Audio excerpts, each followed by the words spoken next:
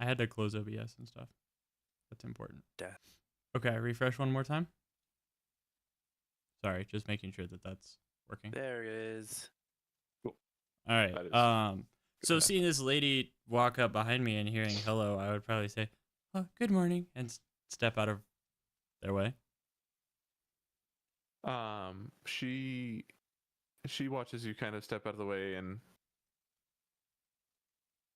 kind of roll me an insight check. Let me know what it is as I open up my shit that I always forget to open. Fucking great, probably. How's a 9? Yeah, I would say so. With a I 9, don't you make just eye get contact. Yeah, just a look of confusion for a second, and that's all you really clock. But she considers that and then looks over at you, doesn't move, and just says, "Do you know who I am?"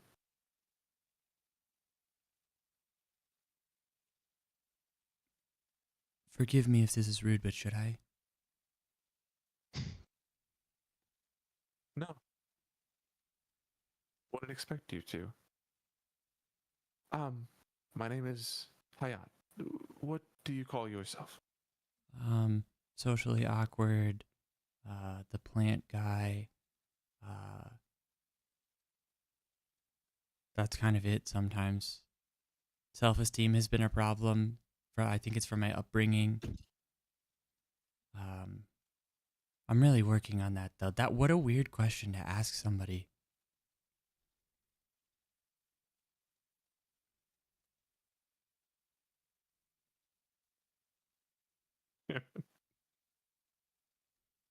And what is your name? Oh. Still looking at the ground, gesturing in sort of this way. I have been called Vesper the longest.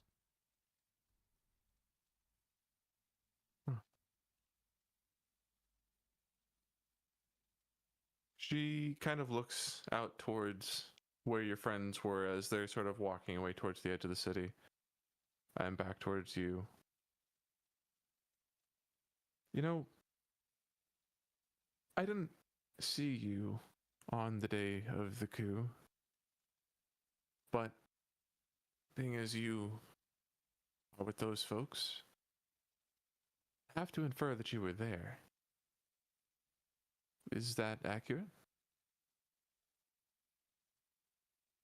I'm sorry, I'm unfamiliar. Which coup are you referring to?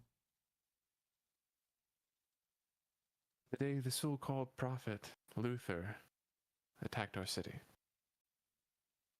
Yeah, I know Luther. I knew he was doing some bad shit here. Haven't been around for a long time, though.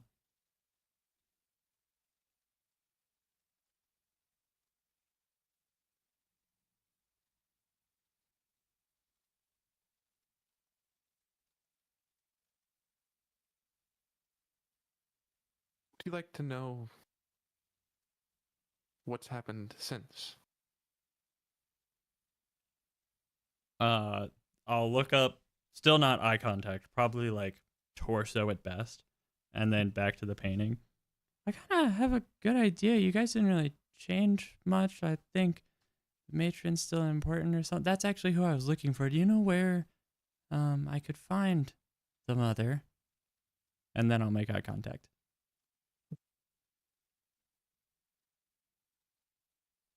You know where you can find a couple of mothers, though you may, by that painting, believe that we haven't changed much. That's far from the truth. Matron Motherly is but a figurehead today, so that the people of the city don't believe there to be an imbalance, when in reality, I run things here now. Oh. So you're like in charge of the rules here and stuff?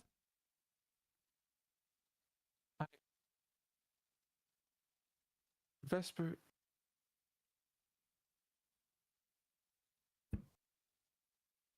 When you were here last, did you meet a man named Kifo?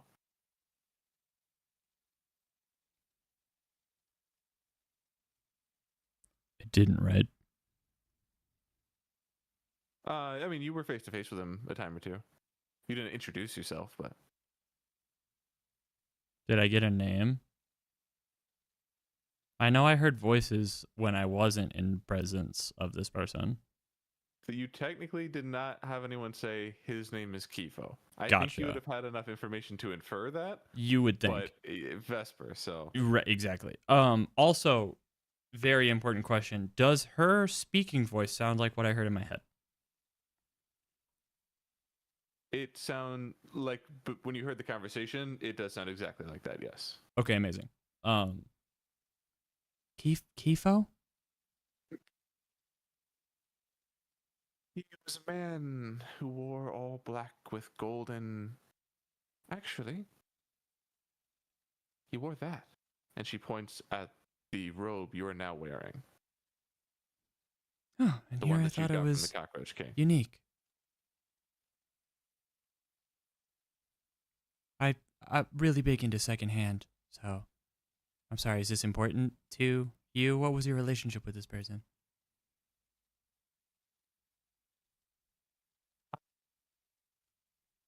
Yeah, I may have to be a bit more direct.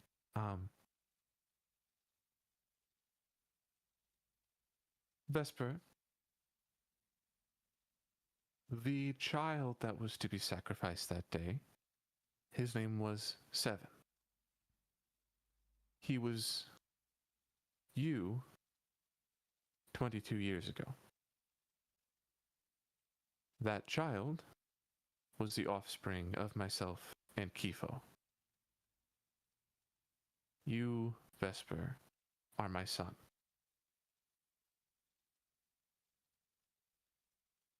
Where's Kifo? Well, about 22 years ago, give or take now, you and Kifo were running out of the city, and I may have gone with them, but I couldn't find our family portrait, and I wasn't going to leave without it. They made it to the edge of the woods when two arrows took their marks. One took Kifo, and the other took you. I saw you both die, and to be honest, I'm not sure how you're standing here before me today. Huh. Well, my next question was going to be what happened to the kid 7, but seems like our stories don't line up with that one. Okay. Well, that's all a lot. Um I was going to go commit a crime probably. I don't know how you run things here specifically yet. But since we're just confessing all the things that are balled up, and maybe that's not, maybe you weren't holding on to that for a long time. I don't know. Certainly never expected to see you again. Oh, well. But while I certainly won't stand in your way of.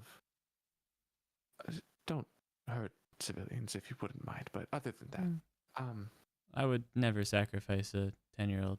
Don't worry. Damn. Yes. Well,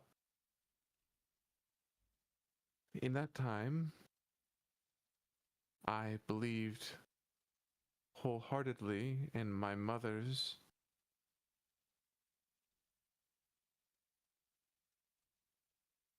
full stop belief in the balance of life and death, and I lived my life for her sake and not my own. But when I lost you and Kifo that day, it changed my mind. I live for me now. I've cut off my ties from my mother entirely. Now, Samsara does not sacrifice anyone.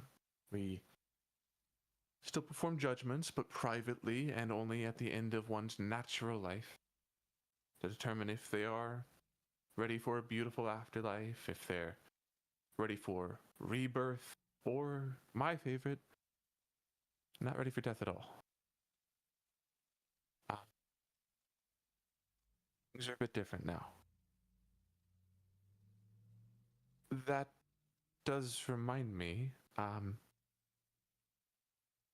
did meet one of your friends, Finnan, I believe. Ah, Is he too yeah. far? Could you flag him for me? I wouldn't really say we're like friends yet. He's kind of new to.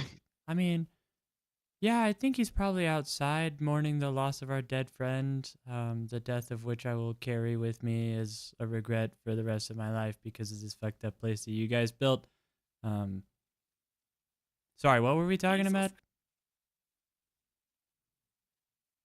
She hesitates for a moment as I think you see her putting together that it has not been long for you. Like for her, it's been 22 years since that day.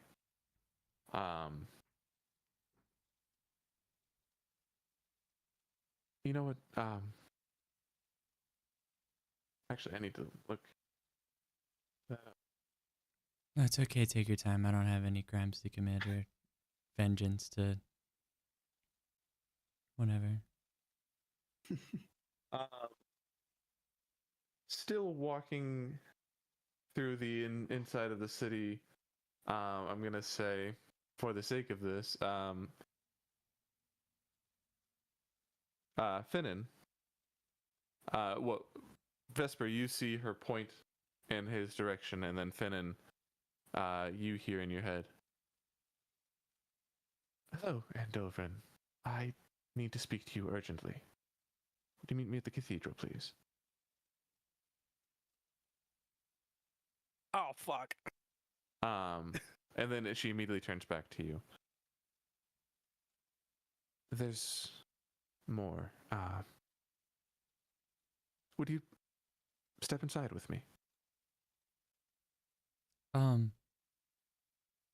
Would you step inside with me, actually? You're on the outside of the door. So I am. And I'll continue gesturing as I was before. She will step inside, and you do notice that there are a few differences in this place. The painting is still there, it's still generally structurally the same, but in the places where windows had been smashed out and there was damage done, some reconstruction has been done with a couple of side rooms built on the side of the building now. Mm-hmm. She walks up to one of the side rooms and knocks on the door. Matut, are you in there? After a few seconds, you hear this loud, boisterous voice go, "I'll be right there, mother." And the door opens. You see like a 6'5" man with long brown hair and polished steel armor with a white dragon symbol in the center. She looks at him and then looks at you. This is Matut, your brother.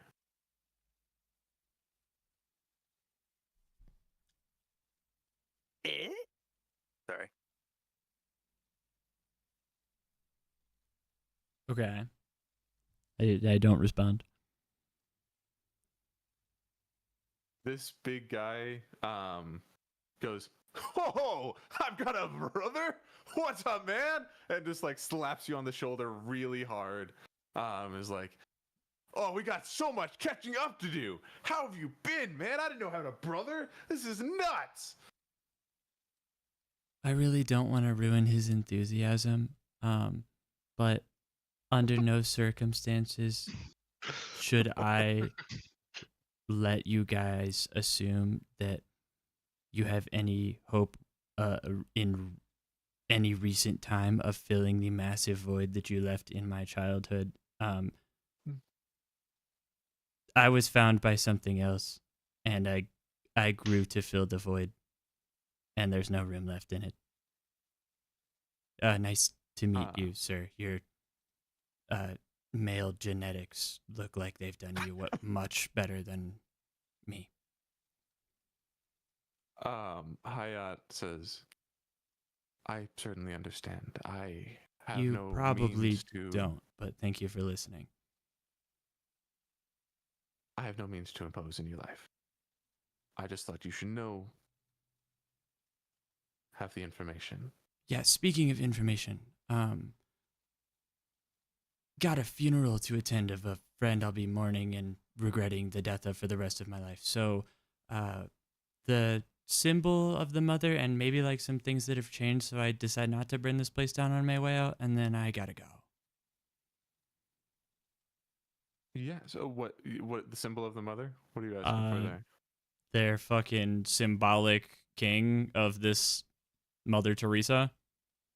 Oh, you okay. Yeah. Um yes. I will show you to her. One last thing. She goes into Matut's room and opens a small closet.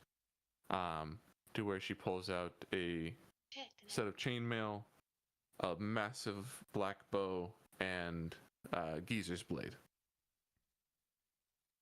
Yes. Oh, I Oh. figure you may want this. Earl Geezer's blade. Oh, That's the most please. meaningful gesture you've made so far. Damn. If you must find Matron Motherly, you'll find her in the house that used to belong to Luther's clan. The Bobs?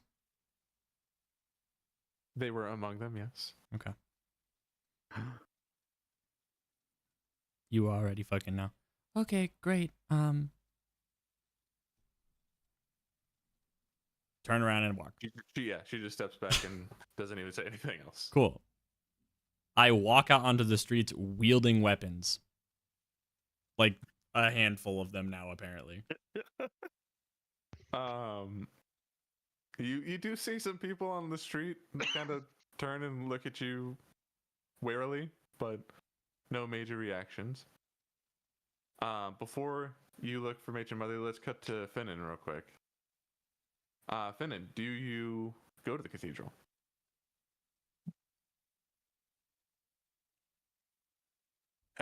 Probably. I'm giving people space because, somebody See died. Vesper leave. Weapons. The rest of the group's just near the city wall at this point. And Finnan, you make your way to the cathedral, at which point you see Hayat, who you've met only once before, standing just inside the door waiting for you. Your name is Finnan, right? I did remember that correctly? You've gotten older. So I have. I no longer have the goddess of life looking over me. I will age as naturally as they come. That's it. I called you for a very important reason. Some of our scouts recently intercepted a package that was headed out to sea because we believed the Cockroach King to be trafficking. Yes, he was. We found a boy in the crate that was received. He has not been talkative, but the two things that he has told us are his name and the name Finnan. His name is Xander. Are you familiar with him?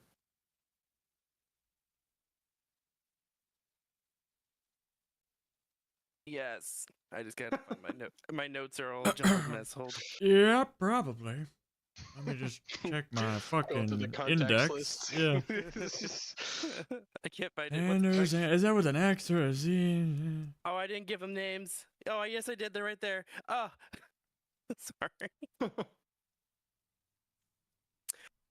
Where is he? Just across the hall.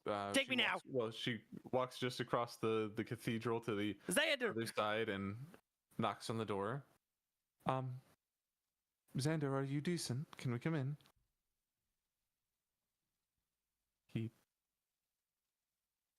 There's no response for a long time. What do you do? I don't care. I'm going through the door. Excellent. You bust through the door and you see this little human boy. He's probably 12 years old. Looks up at you and goes,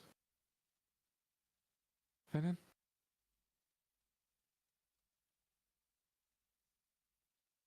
You're alive. He runs up and just like hugs you real tight. Hey there, big guy. Where have you been? I was in a cage and then a cell and then a box and Where are the others? I don't know. I don't know. I haven't seen any of them in weeks now. We all got put in boxes. We were supposed to sail to some other country. Amazon delivers to Soul City. Wild. I'm gonna. Finn's gonna be holding Xander harder, grip him closer, and turn and go. Where was this going? The manifest said, fuck, what's it called? This one The manifest town? said Schnorr. I'm not familiar with it, but it's not in Win. It must be a snore. Huh. Shut up, you're dead. I'm gonna punch this guy in the head. He's already dead. I'm gonna punch him again.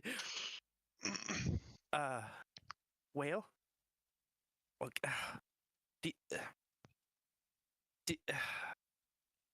now I feel like I have to go back and find. Oh, fuck. So Xander, I got some good news. Okay. Kind of. I mean, all the group's gone except for you and Pee Wee. Oh no. I've been looking for you He guys. starts fucking bawling. No, I've got That's some the good good news. news. All your friends are missing. Except Pee-wee! And they were the least friendly. They didn't get along. Go on. That's horrible. I may have put Oh that my in the God. wrong order because my mind is racing right now. The Cockroach King is dead. Oh. Okay, that is good. Sorry about the miscommunication there. I am fucking losing it. Yeah, me same. I got hit a lot and it wasn't fun. Yeah, don't tell me. It makes me sadder. I can just tell by how. I'm not really empathizing for you very much right now. I gotta be honest, Finn, and I'm kind of traumatized myself. No, stop! You're making me hurt inside. Emotionally aware. Very in tune He's with been through a himself. lot. The kids here are very mature. If we've learned anything. We go home. Yes, I'm gonna fucking take you home. I don't give. Yes. Gonna turn towards her and go. Thank you very much for finding one of my kin. Of course. We do have some extra provisions if you need them for the road. We've been feeding him as best as he will eat. I certainly understand the lack of appetite.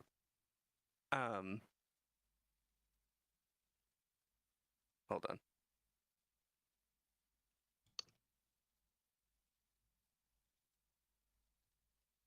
I'm gonna look at her and go, well, fuck, what is this city called again? Carnell? So now, Sure, no. Well, Cernail's not as Cornelius. crazy as the stories have told me, but you're still a little crazy. oh, we certainly were crazy before. Yeah, I know I was there. So you were. I'm still learning. Okay, I'm still learning. Not that it will matter, but if it eases any burden, give my condolences to your fellow adventurers. You brave Do- heroes did save what is left of our city. I don't know any context outside of this lady, or do I? Or I was there when we talked about it, right? Yeah, you saw the coup and you saw. No, I mean Oh, wait. when we were in her house, her with the dad. I don't remember all of it. Oh, yeah, you were in her house, and then you guys were all in a group when you talked about her being Vesper's mom. Okay. I had a statement I was going to make, but now I don't want to make it. We'll take those provisions. It don't need to be a lot. We're not going far. She goes just outside the door to where you see what looks like a type of communion basket. And she pulls out like rations of dried meats and some like tack bread. And then a vial of water. Hands that to you. I hope this helps, and thank you for just thank you. And she just steps out of the way of the door to give passage to you and Xander. All right, bud. I'll sing you some tunes while we go. We're gonna go out, and I'm gonna find the first person I see that's not Vesper, because he's got arms full of weapons and probably will scare the child. Yeah. Hey, I kid, guess you want a gun? Oh, just any person or any member of your group? The group, not any person. Yeah, I think the rest of the group is together, excepting Ren. I'm gonna find this. I'm just gonna go to Kaler. I'm gonna look at him and I go. So I haven't told y'all this, but I'm kind of doing a side mission with y'all. Child is one of the kin that I had when we were running around the streets trying not to be enslaved by the Cockroach King. Didn't happen very well, but you know. I'm going to take him home. I will be back, or do you want to meet somewhere? Sorry, my mic was muted because I was coughing. I imagine as soon as we're regrouped, we're gonna return Ebenezer to his family in Ashmere. Oh, So well, if then you, I think I'll just meet you there, because I need to get him back. sure. I will come back, because Where in Ashmere? The Yeah, funeral home. is there a place, location I need to go? Potions. Potions. Yeah, I suppose potions and lotions. And then Kaylin was kind of gonna think about that for a second, and kind of, yeah, I mean, yeah, potions and lotions. That is an odd name. Yes, it is. Who thought that up? Oh, It's the hesitation makes him go, oh, I'm sorry. I'm sorry about that. Well, I'll see you there, I guess. yeah. Safe travels.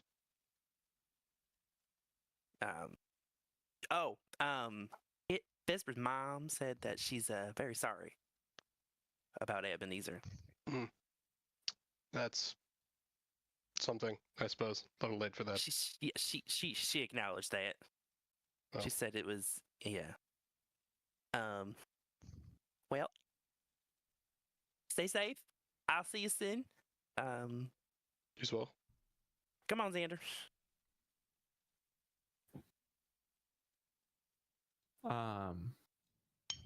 Cool. We'll cut back here to Vesper for a second. Oh, I'm sorry. Um, Actually, real quick, one yeah. second before he takes off, I would like to offer Luther's telephone. Which is that? Do I still have that?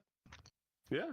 I think it's in the box. Or like to offer it to him so that he can contact us if he needs to. That's a great idea. What the fuck is this? It's a magic item. You tune to it, you can message one of us from anywhere, Oh, just in case. okay. That's fun. It's like the one spell that I think about that should be possible, but I don't know if it's real. Potentially, I The read it in a book Motorola somewhere. laser. I cannot remember the name. it is the sending spell. Oh, that sounds right. It is. Safe travels. Excellent. Bye. Before we cut to Vesper, we are going to cut to Ren. Ren, we find you among the clouds. What are you going through right now? The clouds. Explosive anger. I let out that scream. I didn't really know what I was doing, but it just felt primal. I guess distraught enough. Like I guess I'd grown attached to the dude. I guess same as kind of before. I would turn to face the sun and just feel the warmth for a second. And how high am I? I don't know. I don't remember if Big. The clouds spawn. There are two types of players. Please continue.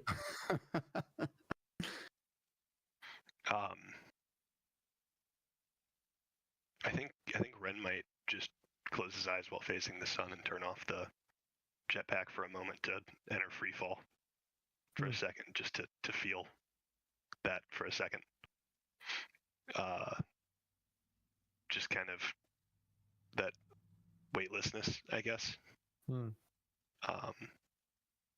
after a few seconds, he'd probably turn it back on and try to regain some semblance of stability, and I guess kind of shaking it off. He might look around. Is this about the time where I would see Vesper maybe? Yeah, I think you could see Vesper separated from the group outside the church, and then the rest Carrying of all them of his still with stuff. him. Yeah.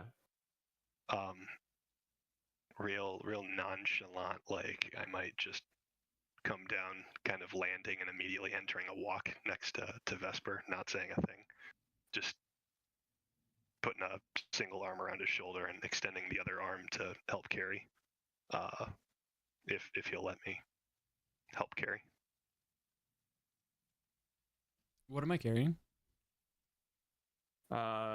Chainmail, a giant bow, and Kizu's blade. Plus Amazing. whatever would be in your hands. Where'd the chainmail come from? Luther was wearing it. Luther's disintegrated ass. Huge. Um, So his stuff stays behind. Interesting. I guess you'll see Vesper standing like this, and then he'll look at you, and Geezer's blade. Hey, can you take this to everybody else? Maybe Karen will want it or something. Yeah, do you want help with the rest? Oh, this thing too? Yeah, I don't know if I can wear chainmail. I haven't, tried it on yet. This guess thing, though, that too. I might keep Being this. the bow. Yeah. Okay. That isn't that the one? The one. I want to pull it back. What does it feel like? Like dry fire, effectively. This bow is worth noting is massive. Uh-huh. Like the full length of your body, like huge. But even as you grip it and pull it back in a dry fire, I think you feel a sort of dark energy within it. I don't think without identification of some sort you'd be able to exactly know what that is, but there's something magical about this bow. Assuming that this was happening towards me as I was taking all of this stuff, I might just take one single finger and just gently push the front of the bow, like your leading finger, to the right, and just say, "Dry fire or not, dude? I don't really. I've seen it. I don't want it."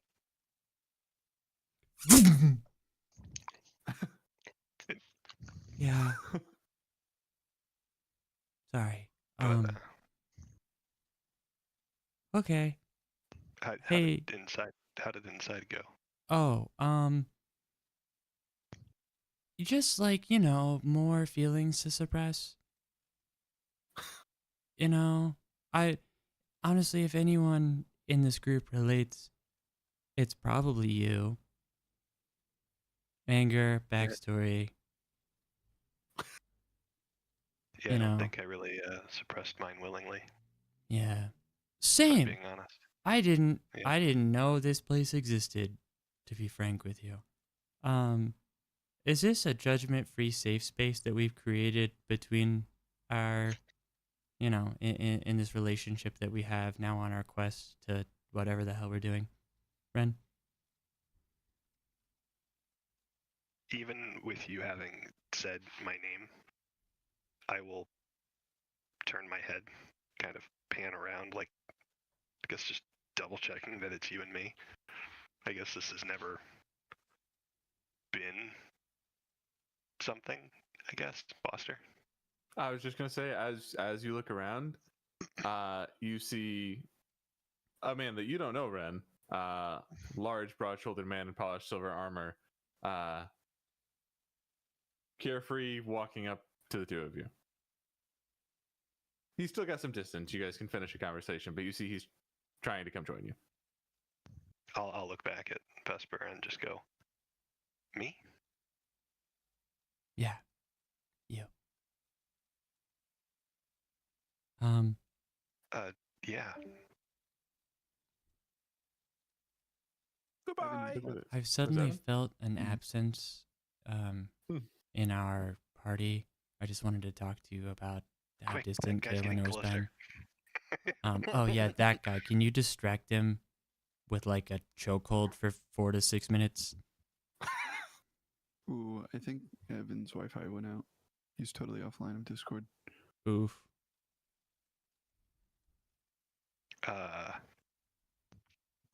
Is that the time you need? I don't want to rush you. We can tell him to keep walking, I guess. Yeah, you're probably more intimidating than me, but he doesn't. I don't think reading things runs in my genetics. I'm not really sure how that stuff works. Dude, do you know this guy? He looks Hey very guys! What is up, fellas? As he's still a little distance, but trying to talk to you now. Hey, Vesper. Yeah, Safe space, right? totally, dude. I don't like that guy. I fucking hate this guy. I'm gonna avoid talking to him by going to kill somebody. No judgment, free space, right? I'll catch you on the other side after I do some fucked up shit.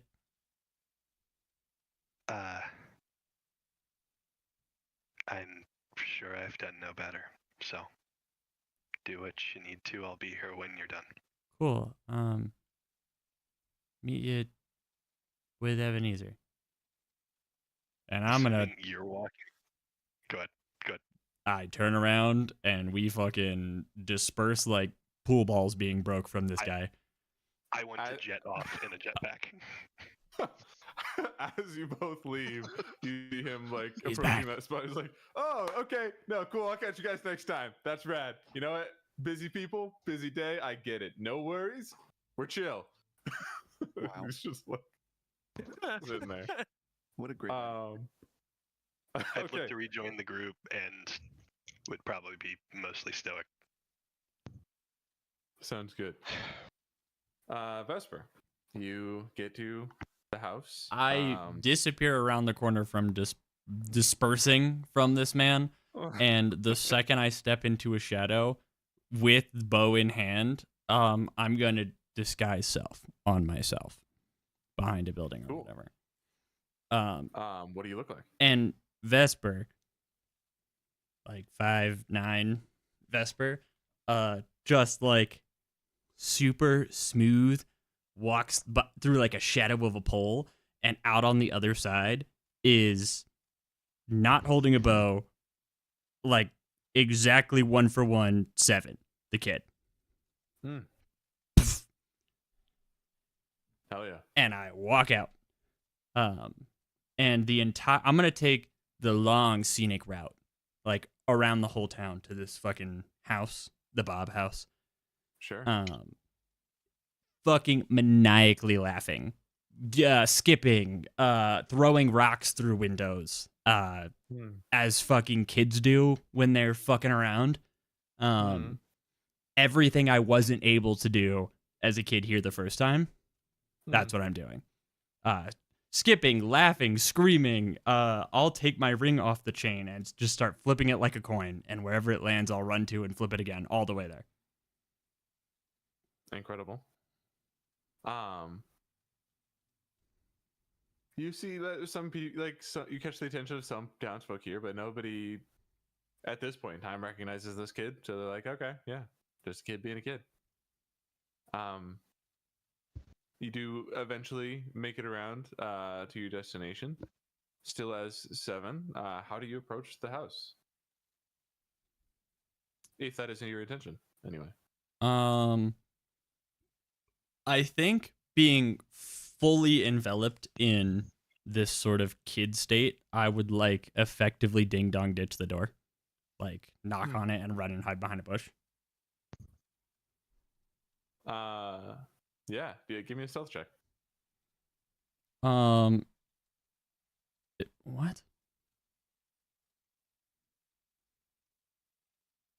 Something is very wrong. What is that? Why did my stats change?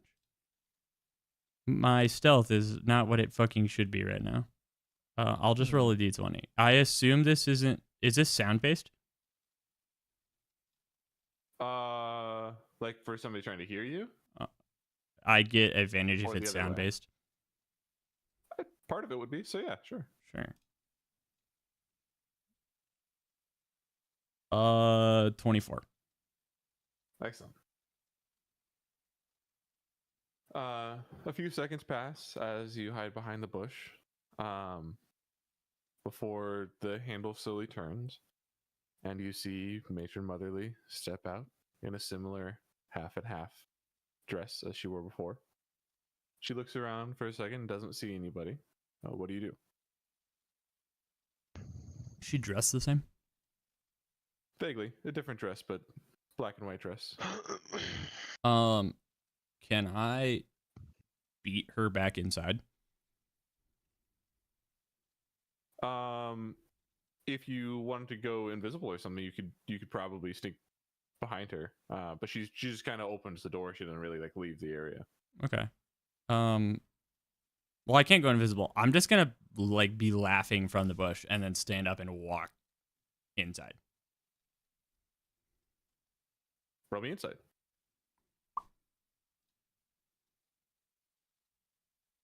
Six. I don't make eye contact. Yep. I am walking inside. She says nothing. You don't know why, because of poor insight, but still as a statue, you walk right past her. A few moments later, she does eventually close the door, and staying in her spot just inside the door, slowly turns and looks at you. Have you moved about the house, or are you in that sort of first hallway there? 4 feet in front of her. Cool. Do you look at her? Yeah. Probably. As you now at this point look up at her face, you see a look of horror in her eyes, clearly recognizing this kid. Who are you? 7, mother. 7 died. You're not 7.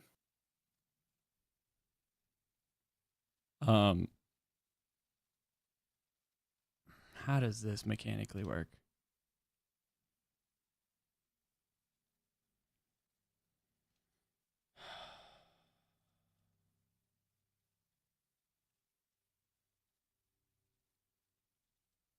Okay.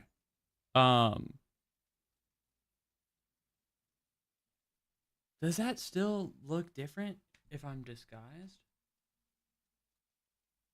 What specifically? What are we? So when I turn into the kid, obviously all my weapons are gone, right? Right. Sure. Probably. I haven't I'm- read the spell in a while, but I guess I'm just gonna make it up. You're not 7. That kid fucking died. I'm just gonna smile at her, and like a fucking shadow of 5'9" Vesper pulls out a longbow. The big one, I guess. yeah.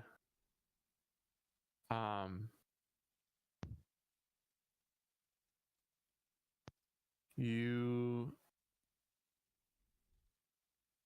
Oh, you see her. Give me one more insight check, I guess. Do it with advantage. You really want me to roll well on this? 13. That's pretty good from what I hear. You It's above average. you see the fear on her face kind of collapse inward as she just closes her eyes and just lets out a breath. What do you do?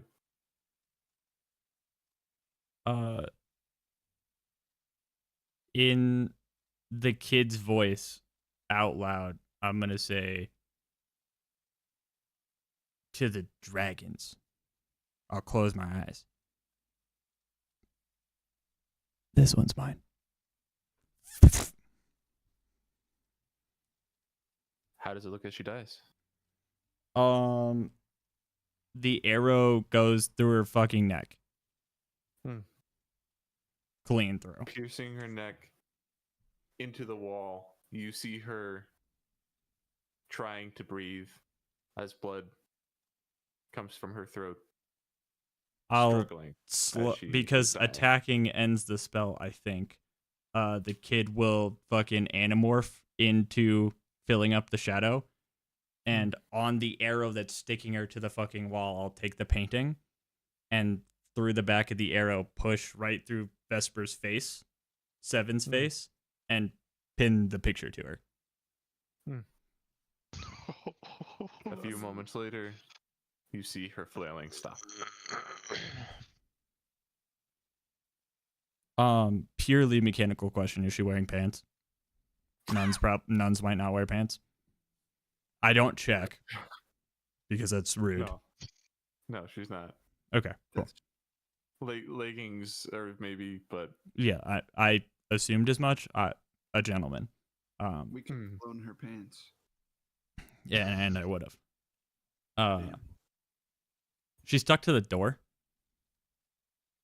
yeah. Cool.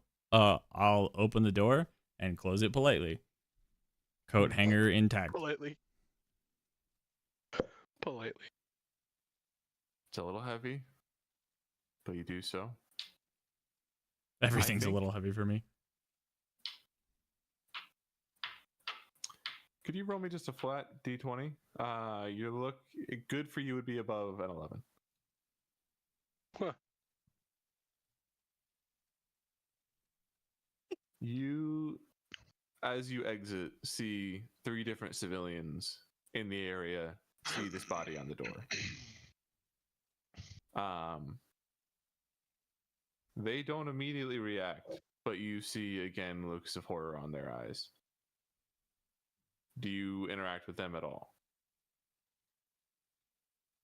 How old are these civilians? From my Mix best of judgment. age, maybe one young adult, one sort of middle aged, one is a little elderly. Sorry, everybody. Keep your children safe. We're getting something for this. They all walk away from you. Don't want anything to do with it. Excellent. Fireball pocket on the door. Excellent. You. Does that light it right away?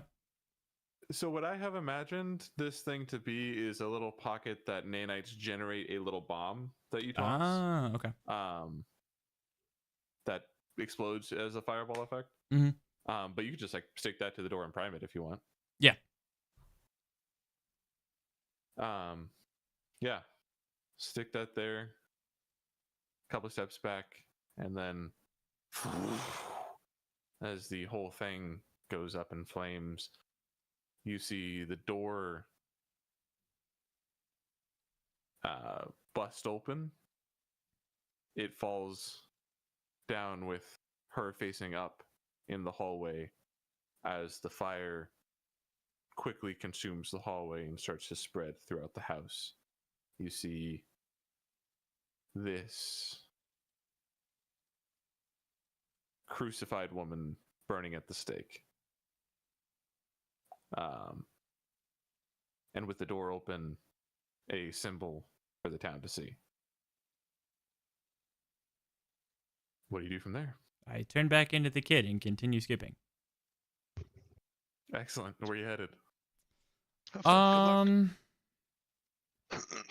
Hey, Katie.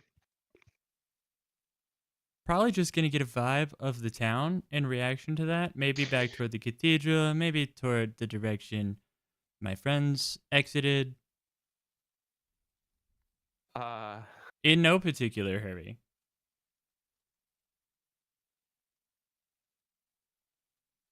Do you go around the outside, or do you go past the cathedral towards your friends that way?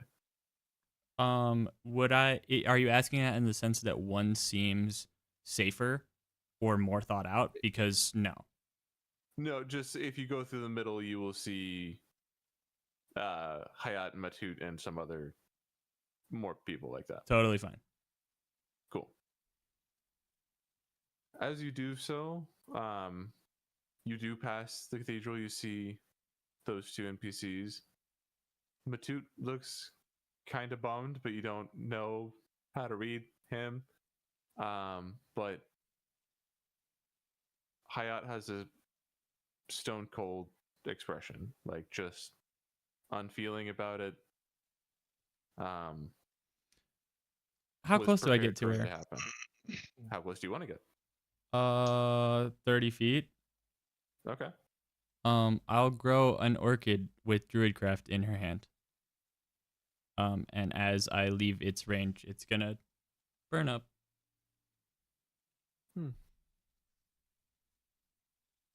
You see her watch it disappear and just thinks to herself as the dust scatters to the wind. The rest of the people in the city,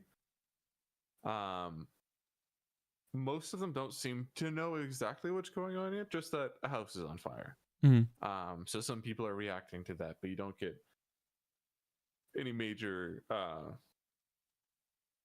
reactions to Matron Motherly being dead at this point. Mm-hmm.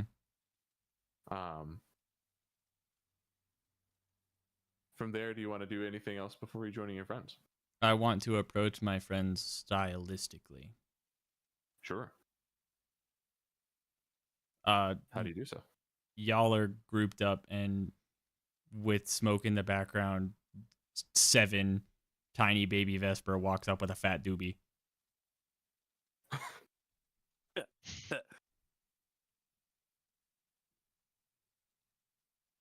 So then, for the first time, the rest of you all see this kid showing up. You all, how are dealing with emotions in your own way, how does this interaction go?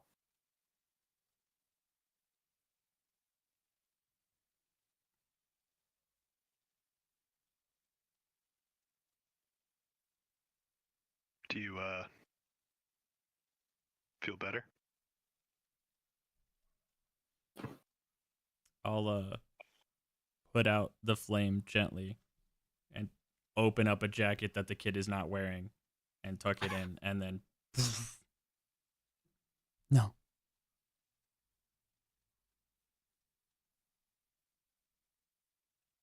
Confeth is still kneeled down, cradling Ebenezer's body. And he's gonna look up, probably for the first time since we got back, and look to the group and kind of just croak out, "The flames of vengeance are hungry, so hungry, for the field of tranquil lilies. Enough bloodshed has happened today, and I think it's best if we leave."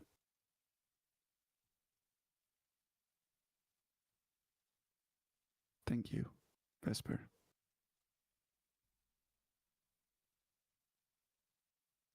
Don't thank me. I cheated death 1,000 times. He couldn't save our friend.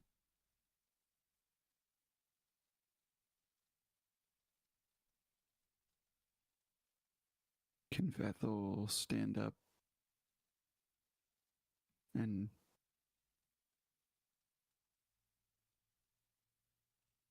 he's gonna like when like in movies or just in general, sometimes your ears start to ring and it's the person is just disoriented.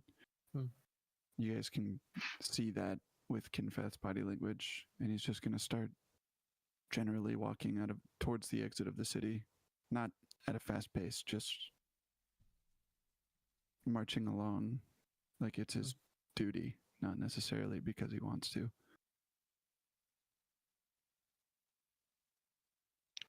I thought we were just out of the city. I'm sorry. Are we still in the city? You would have I been thought right we were- along the wall, basically. Yeah. Okay. Close, but not outside yet, I don't think.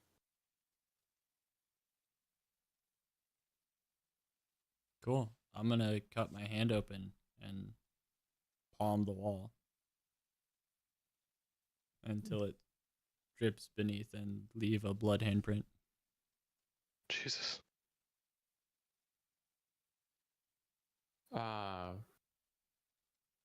Maeve and Kaelinor and Ren,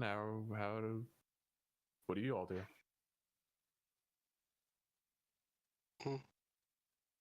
I'll just quietly follow. When we're ready and assembled, I will message Amethyst, is that right? To Yeah. teleport us home.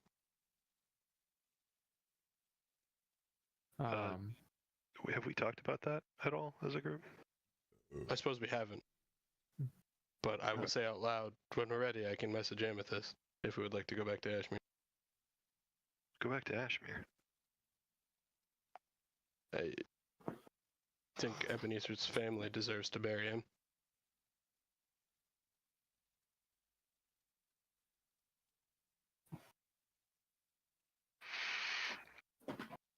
I don't know if Ebenezer's family. No, I don't think Ebenezer would want us to stop or put the world at further risk to detour for time. Why not handle this here respectfully and continue?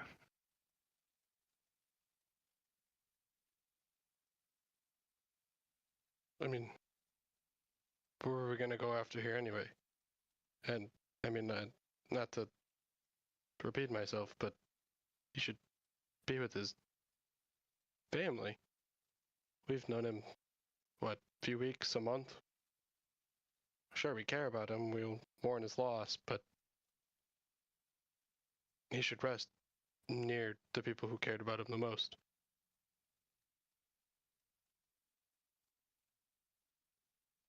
I, as a player, am having a really hard time RPing this because I don't think it's true to Zach. I'm having a really hard time finding words.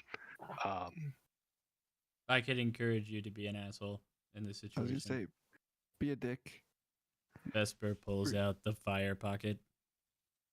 Yeah, my mom is like 4 feet to my right, so I'm trying to.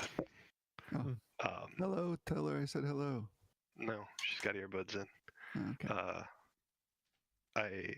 I will later though. I promise. So you say that much, and I would say,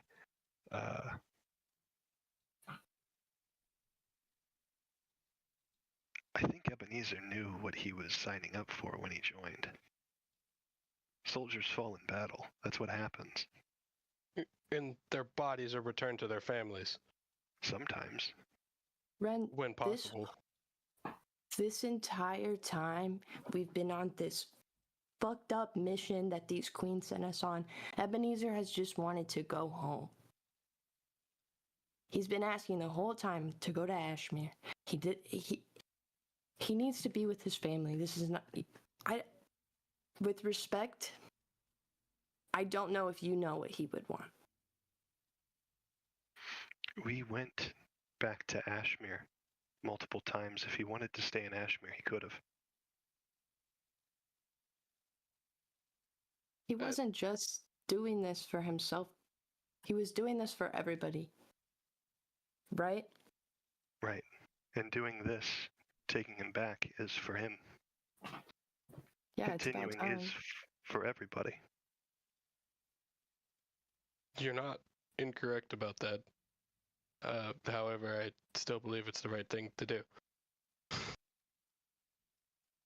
It's not, Ren's getting visibly flustered at this point, not necessarily at you guys. I just don't think he's processing this very well. I think it'd be one thing. The rest of us, sure, have family. Some might have family or somebody who would care about us. But Ebenezer has a son and a grandson who he's been an important figure in their entire lives, and the people that they've become. It's not. No. To be honest, it's not for Ebenezer. Ebenezer's dead. I'm thinking about that child who's expecting his grandfather to come home to play with his ferret, weasel, whatever his familiar was. That child and his father are expecting their father and grandfather to return. And I think we should do that for them.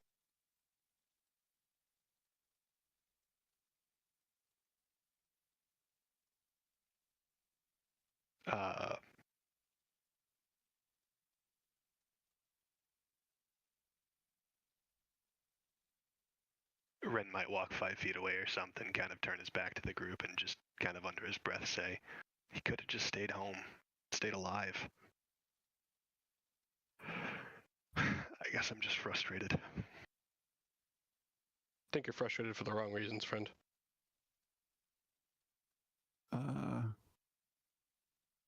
Kinfath will walk over to Maeve and offer Ebenezer to you to hold. And then he's going to walk over to Ren and give you a hug. And if you, you're welcome to respond, of course. Grapple check. If you're an unwilling creature, but Kinfath is Counterspell.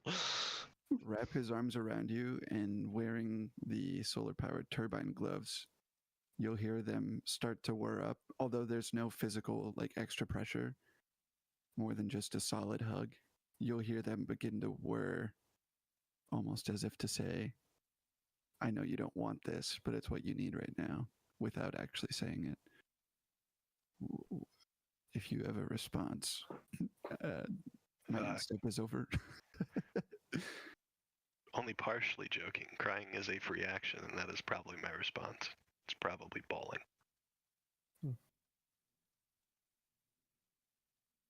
Can Fatho hold you tight?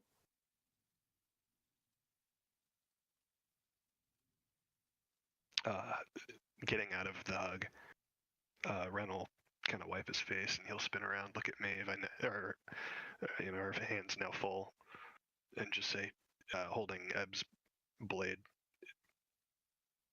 "Do you want me to hold on to this?"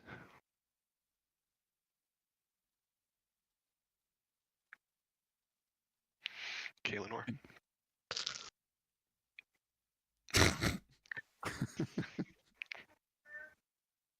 Yes. Can you make that call? Yeah, sure. I'd rather grieve at home. Can Fatho speak up and say, Ebenezer was one of us, but he was one with them first. And he deserves the right to be mourned. And also, where's Finnan? Oh, Hey, Finnan found somebody from his home in the city and is returning them there. And I told him to meet us in Ashmere. I think we'll beat him. I think we will as well. I gave him Luther's telephone, so if he reaches out before he leaves, we could potentially have Amethyst bring him as well. But I didn't clarify that, so we'll see what he does. How does this thing work? Figured out. Speaking of the telephone and Amethyst, how are you planning on contacting Amethyst? I have sending. Oh, do you? Yes.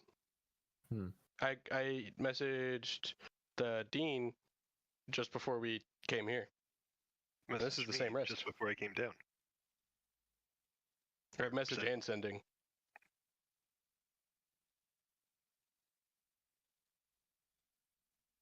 Is sending a feature of yours so it's not new spells?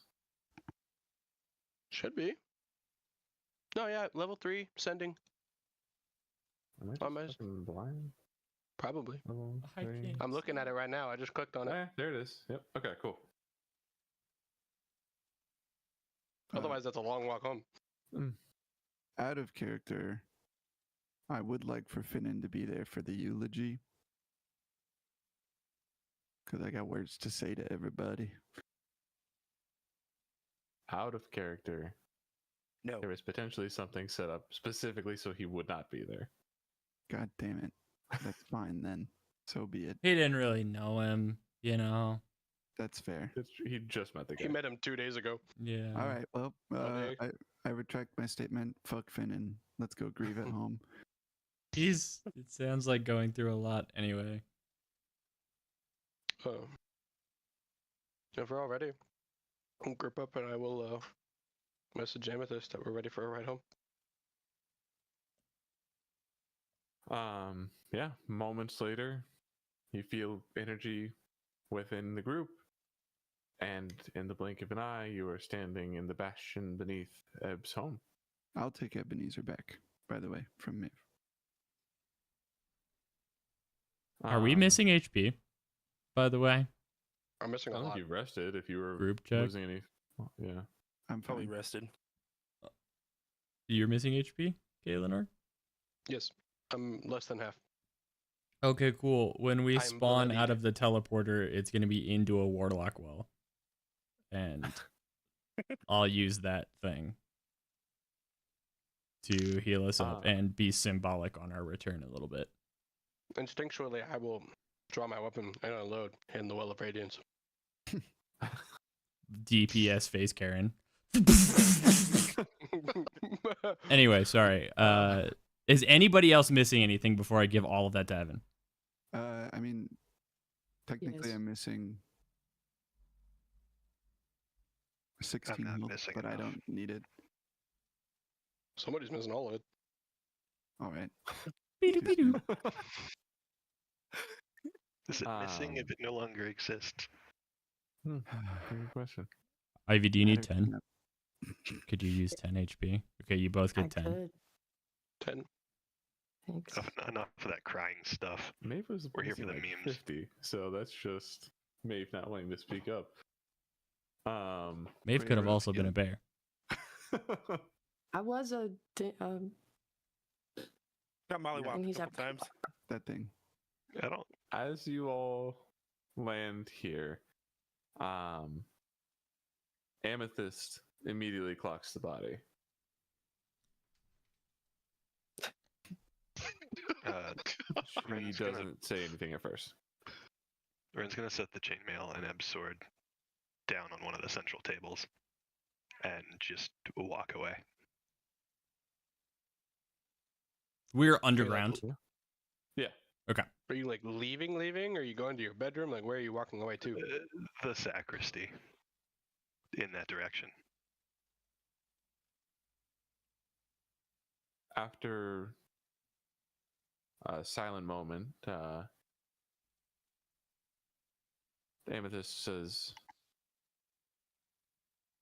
What had happened? I'm so sorry. Well, we brought an old fragile man into horrible, dangerous situations and were not equipped to save him.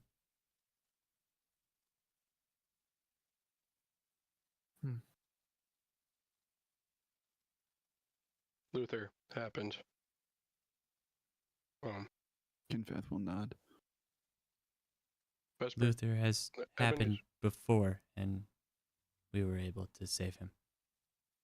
I was able to save him. Ebenezer knew the risks and made his own decisions. Cannot hold yourself responsible for his presence there. I don't hold You've done- myself responsible for his presence there, but I should have died 22 years prior, and I wouldn't have encouraged him by keeping him alive in all the previous situations where we fought Luther, and he would have died a lot earlier and been less invested. That's okay.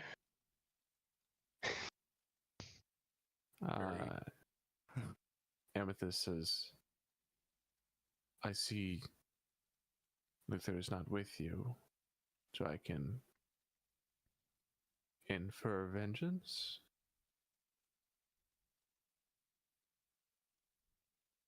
Good. Yeah. Sorry. No, don't apologize. It's the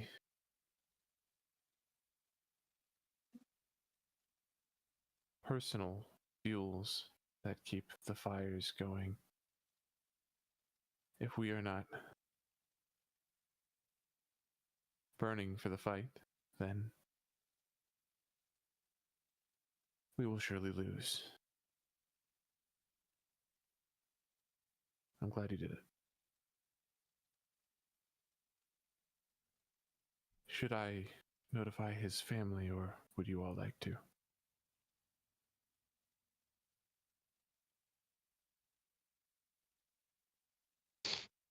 I think we should. Yeah.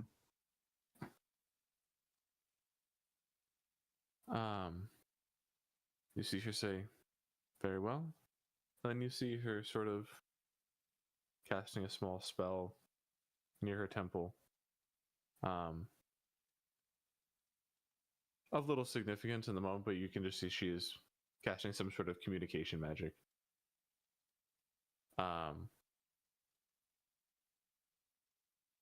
I will. If you'd like, I can watch over his remains. You can bring him here, or you want to take him to them? I'm going to pick up his sword that I think was left with him. I think Ren's holding it. Are you still holding it? I set it down. Okay, gotcha. E.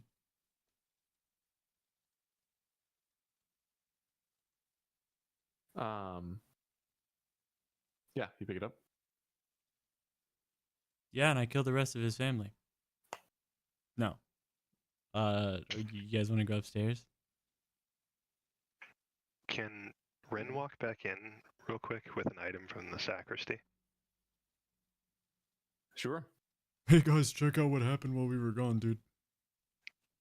Well, so he's got a necklace in his hands that he started before we left, and he comes back in silent, looking determined, and he has no idea what this thing does. He just has a vague feeling that it heals or does something, and I want to try and use, FYI with no attunement, I want to try and use the periaptive wound closure on Ebenezer in front of everyone, just desperate. What does that do? Not anything relevant, probably. It's just a desperate attempt by a desperate man.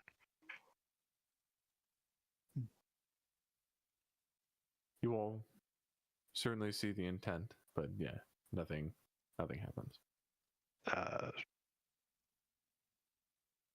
Ren will take the periapt and just chuck it.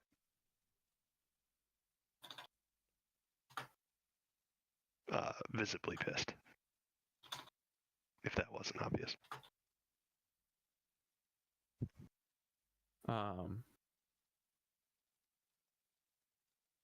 Yeah, how do the rest of you over? Can I try to catch the thing he threw with my mage hand? Sure. Like, I have a 30-foot range. I think not too hard. I don't know. I'm gonna make you roll like sleight of hand or anything. I think you just nab it. Sick.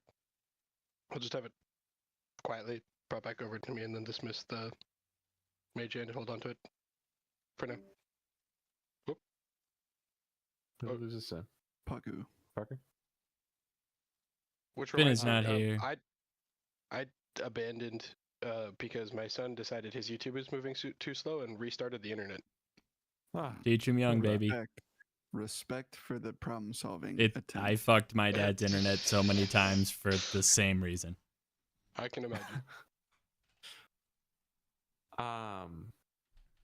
Does anyone want to go find Cassidy? Yeah, I'm gonna take the sword. He's back. What the fuck? Finnan, Cool. gasp. Does anyone go with him? Are we leaving Ebenezer here? I was gonna ask, how fucking mangled is his body? Closed casket, I assume. A few arrows. What killed him was force damage. So, probably like collapsed chest.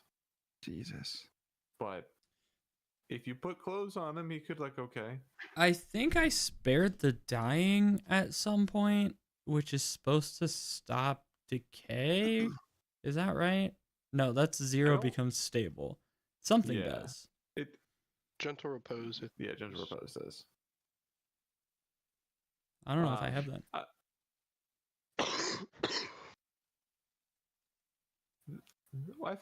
Somebody I think used it on you at some point. What? Anyhow, who's going with Vesper? I would go. Ask Vesper. Vesper, can you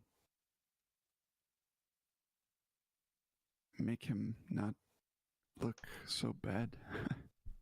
I've seen you shapeshift before, and maybe it could work. No. I can't, and I wouldn't want to hide it. Then I think it's best if we leave him here for now. Agreed. And I will... Did Ebenezer have a room in the base? I think he had a room upstairs and potions and lotions. Who's willing to give up their bed for Ebenezer's body while we go tell everyone? Happily. I don't have a nice room. Just take it upstairs if you wanted, but yeah. Well, what if we run into Karen? She's gonna That would be funny. talk. Fucking Karen, dude. Okay. I think we just Nah. sit him in one of the seats, you know, A5, front row. We're doing a Weekend at Bernie's style, dude. That's crazy. I'll lay him down in someone's bed and put the covers over him, like up to his shoulders, probably. And then follow Vesper as well. Okay, so Vesper, Kinfeth, Kaelinor, is Maver Ren going? No. Yeah. Real quick before we go, I would like to set my workshop employees to making a nice coffin for him, before they have woodworkers' tools. Infinitely more wholesome than I thought it was going to I be. thought we were gonna like, I want to take my bastion turn real quick. No. Yeah, No, no, I'm interrupting my bastion. They get started immediately. Yeah. Can I start You guys- growing, like, really growing flowers in the garden instead of fake? Yeah. What flowers would Ebenezer like? Gives me like a poppies and lilac kind of guy. Nightshade. That too. Yeah. If I'm growing nightshade, it's for a very different reason. I immediately envisioned like a red flower with white, like a. Trying to think. Boros flowers. A carnation. The spider lily.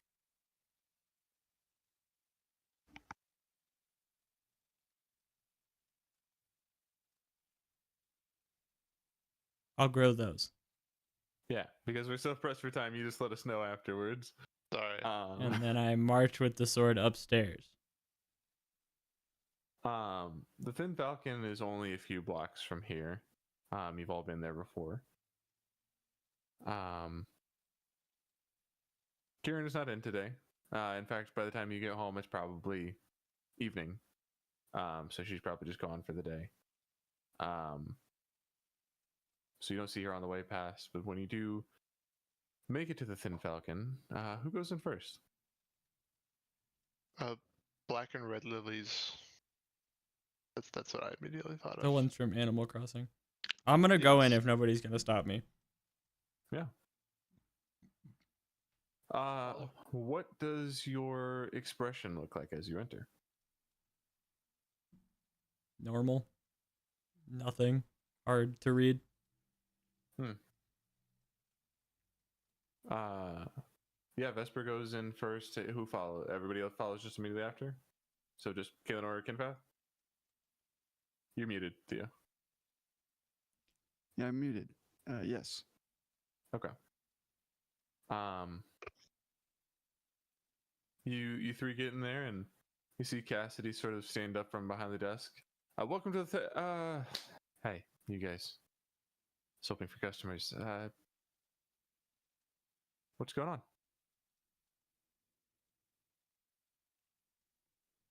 on? I will produce. Everybody roll me insight.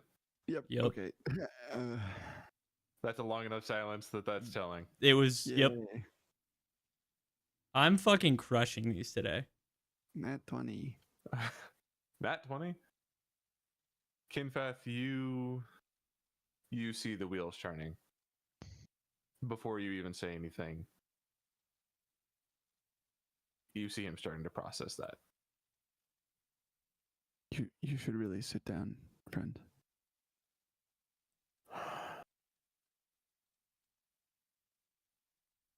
No, I think I'm okay. There's a How did it glow of happen? light from behind me. And I'll pull out the sword. And it blinds everybody, but like dims as he grabs it. He holds it in his hands and just. You see him trembling a little bit. As just like one tear escapes his eye. How did it happen?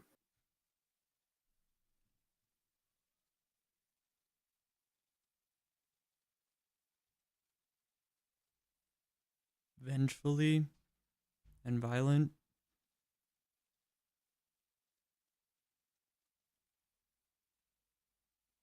Did he kill the fucker who did it? We did. More vengefully and more violent.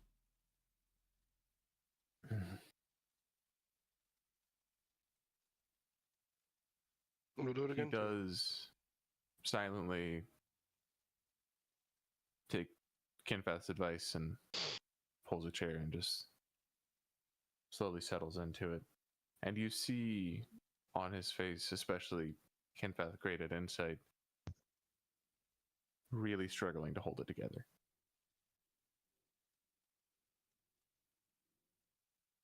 I'll walk over and give him a hug. He shrugs you off, emotionally unavailable at the moment.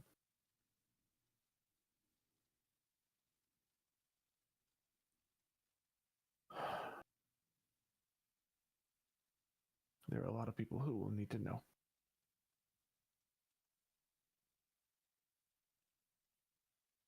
Kinfath will opt instead to very gingerly place a hand on his shoulder. Like, not even like resting his hand, just very precisely like hovering close enough that the intent is hopefully understood, but still trying to respect his boundaries. He'll say, "Your father left our world, fighting for those who could not protect themselves, seeking to uphold the justice and love and good that he lived his life with. Please, let that soothe what's happening inside, if you're able to, of course."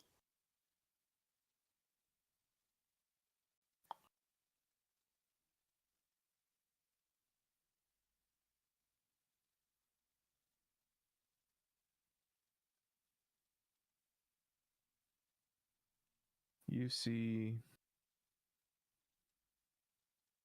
his mind racing a million miles a minute. A large amount of emotions. And yet, he has always been the man who holds his family together. Always the pragmatic one. And I'll talk to my son tonight and my wife. And in the morning, I'll make preparations for a service that afternoon. There are many people who will want to come, so I'll get on that.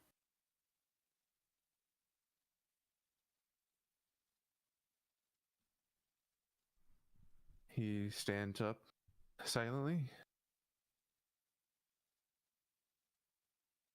sword in hand.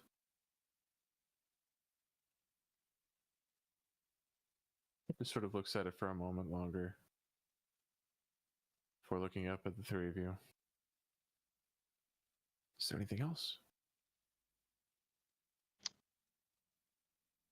If you decide you'd like to see him, we have his the arena and potions. Yeah. That's your decision. I have already started work on a coffin. If that is something that you would like, if not, decision is yours.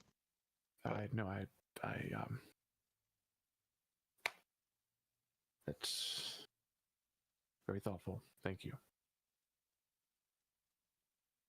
Good night. Good night. And he walks off. I guess where does he walk?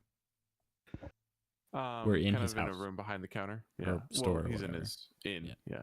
Yeah. As he's going to like close the door or break the threshold or whatever, I'll stop and get his attention one last time and say, I bear the burden of knowing and the obligation to tell you that his spirit is with Jenny now. If that is any help to ease your pain. I wish it was me. Not with Jenny, with, dead. Have a good night. I think he stops in the doorway as you're saying that. And he, back to you, turns over his shoulder, putting on a smile, but with just tears streaming down his face. And he nods at you and walks back through the door.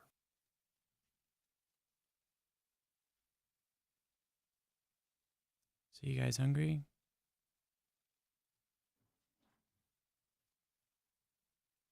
Yeah, Vesper. Let's go get some food. Yeah.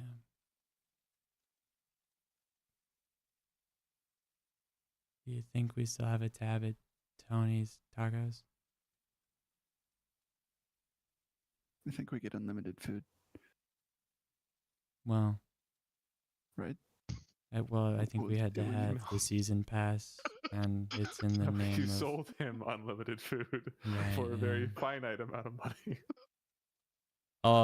Expeditedly, I will after hours break in and steal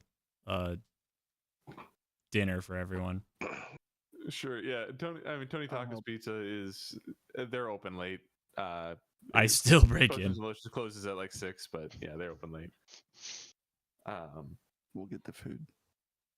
Yeah, everybody who wants to can have a nice hot slice in his honor. And I would like to bring some slices back to the Bastion. Actually, I think while you're there, Tony might ask about Ebb not being there.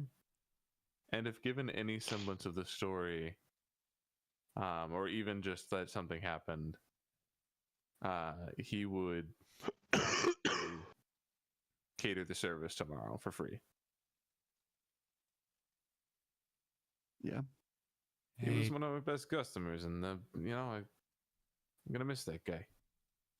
Yeah, don't tell anybody yet. Yeah, just wait till tomorrow, please. Yeah. There's gonna be a lot of people who miss that guy. Get in line. Yeah. Hey, y'all have a great night. Everybody gets some food, and then you bring some back to the Bastion. Late into the evening, you see a blip of energy in the center of the room, similar to the way you all got in. And you see Morgan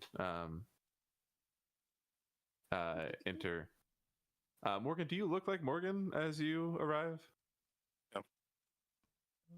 He like looks like Prince. Finnan. You look like you're in The guy he's never met. I'm in Prince form. Do we have any context of what that looks like? Like, have we seen the attire or met this person before? You have never been to the Court of Wonders, so yeah, you Right. wouldn't even know what they wear. Sure. Okay. What it does, it is all of the wear of the Court of Wonder is incredibly sparkly, and just like as like the queen would kind of look like the White Queen from Narnia, but with sparkles. Yeah. So if that is a prince who might wear kind of a little more blue, that's what you get here. I understand. What do you do as you arrive, Morgan? look around the room, see the faces of my friends. Where did we put him? Because He's in A5. someone's room. Oh, he's in somebody's bed. In retrospect, we should have put him in Morgan's bed because Morgan wasn't fucking here. Yeah, all right. Sure. put him in- We said a bed, so he's in Morgan's bed. works. Boy, I could use a nap. Oh my god!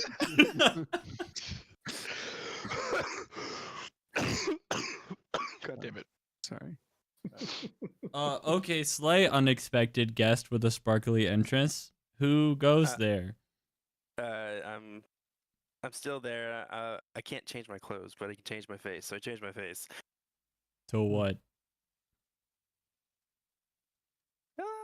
Nokomis's. Which we saw. He saw You it did. once. Briefly.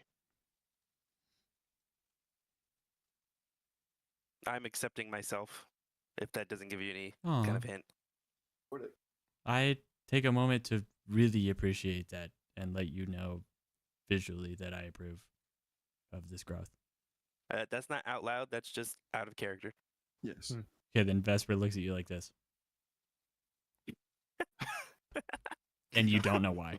I did just give him a slight eyebrow furl and go, where is he?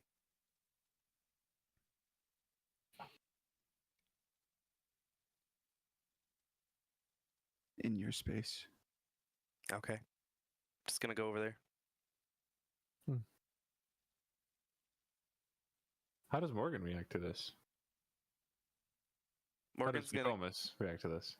Morgan / Nokomis is gonna go over to my bed. Unceremoniously see what happens to him by taking the covers off of him. Just because he needs to see it. He's gonna stand there for a minute because he's used to death, but he didn't get to see his scourge die. He's gonna sit there. He's gonna put a hand. Where do I want to put it? Shoulder. Put a hand on Eb's shoulder, and he's just gonna solemnly stand there.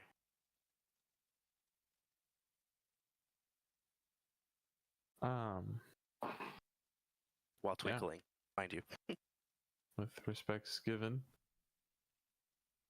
Does anyone else have anything specific they'd like to do tonight? If not, I think we can just jump to the following midday to the funeral. Grow flowers. I sleep. Flowers grow overnight with your full attention to them as they grow quickly. Would like to spend a little bit of time doing some writing of spell incantations for a thing I want to do later. And then I'll spend whatever rest of the free time I have working on my gun to just keep my minds off the shit that's going on. And that's that. I'm going to be standing guard and not go to sleep. I'm just gonna stand there. Evan, could you roll me a d20 looking for a DC 12? Just a flat D20? So flat d20. sided. For Fuck you. what is this in regards to? Because I didn't do it. Find out. Okay. Oh fuck! No. I'll let you know later. Okay. That's terrifying. When your arm falls off. God. So, everybody has either restless sleep or very little sleep through the night. And as the next day comes, everybody prepares the things. The woodworkers have finished a beautiful coffin. The red and black lilies have sprouted to Vesper's content. And Cassidy brings Jackie and his wife downstairs to see Eb's body for the first time. You can tell none of them have slept. And Jackie, you see Cassie at this point holding himself together okay. His wife is doing less okay. Jackie, being so young, doesn't quite understand this concept of loss yet. And so seems sad because his parents are sad and everybody seems sad, but is just kind of holding his father's leg and trying to understand what's going on. I'm going to feel very moved by that and continue to observe it. Cassidy looks around and says, people are gathering just on the street upstairs. It's time to bring him up.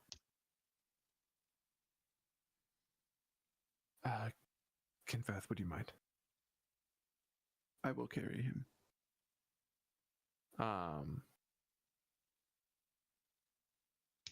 Some of the woodworkers carry the coffin upstairs, and you all get him upstairs before he is laid in the coffin.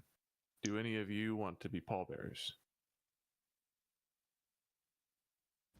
I wouldn't intrude, but I would be willing to if they're needed. Yeah, I'd be hovering. I'm going to make a point to do flowers. Cassidy. What do you say about flowers? That's what I'm doing. I'm being the flower girl for this situation, effectively. I'll be a pallbearer because he's going to be in the coffin. Yeah. Okay. I'll get the coffin up there, and then. Yeah. So yeah, Cassidy says if any of you are willing, you would have been important to him. I need to take the family to the front.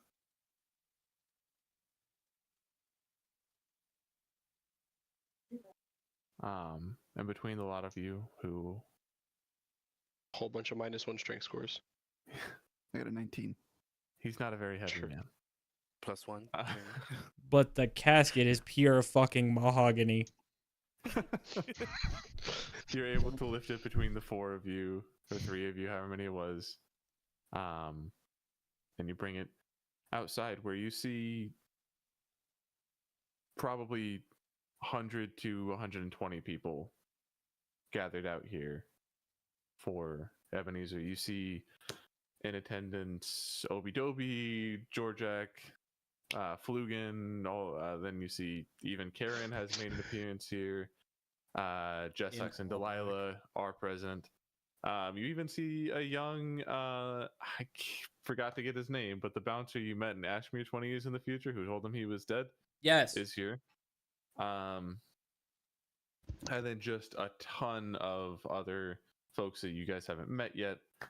That seemingly he has served at some point in his tenure here, or have attended his summoning pit or something like that. And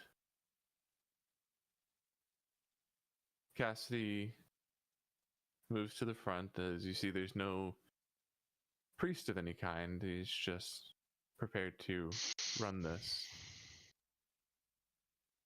He says,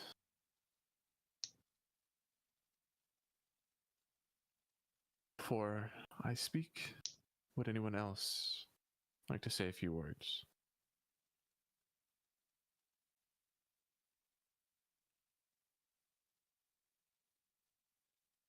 Very well.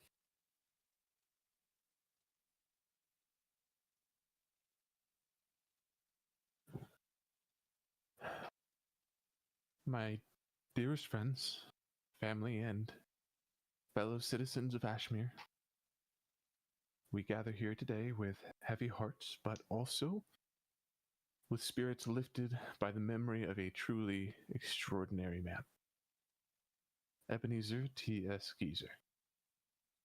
He was, as many of you know, a wizard of immense whimsy and wonder, though he saw the world not with his eyes, but with a sight far deeper and more profound. He was, by all accounts, a happy-go-lucky soul. He moved through life with an unwavering optimism, a gentle smile, and a laugh that could chase away the darkest of clouds. Even without his physical sight, he saw the best in everyone and everything.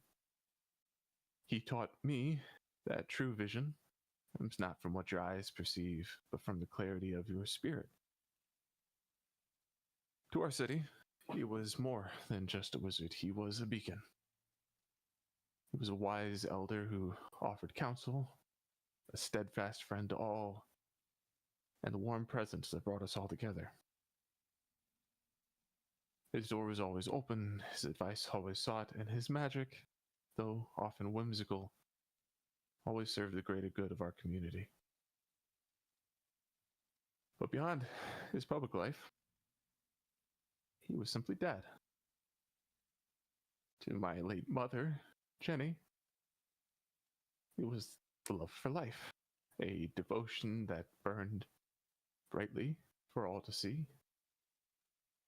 That bond was a beautiful, constant spell woven with laughter and understanding and unbreakable love. To me, he was a loving father, a patient mentor, my greatest champion.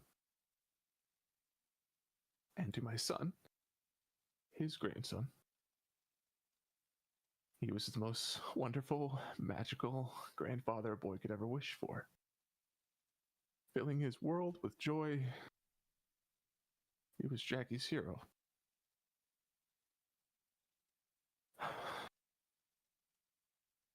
He embraced life, cherishing every moment, every person. His magic wasn't just in the spells that he cast, it was in the way he made everyone feel seen. In an act of bravery beyond us all, he joined an expedition against a threat many of us can never hope to understand. His selflessness shined through brighter and bolder than ever as he committed his very life to keeping those around him safe. He may be gone, but his light, the warmth of his spirit, and the memory of his brave heart will never fade. He lives on in the laughter of his grandson, in the enduring love of his son, in the very fabric of this city he so dearly loved, and in the hearts of all of us who were blessed to know him. Thank you, Dad, for everything. You lived a life of magic, love, and immense courage. Rest now, dear Father. You have saved our world in more ways than one.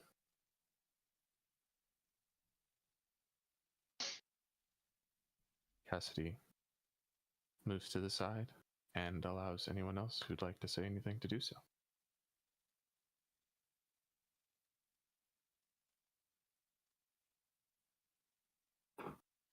I wouldn't hear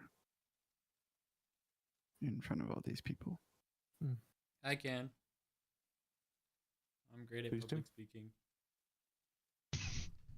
I'll walk up with a basket of flowers to the non-existent microphone, and it makes a lot of sounds. Feedback. Yeah. Hello, everyone.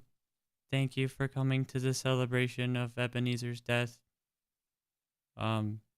And life before that, more so. We didn't know him as long as a lot of you guys, but this guy was hardcore. He really didn't have to put himself in danger, and he did a lot of times. A lot of times. He was not afraid of death. And he should have been, but he wasn't, because he was fighting for stuff he believed in, probably.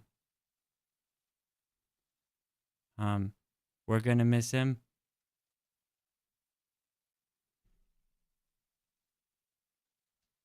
All poppy flowers that are glowing.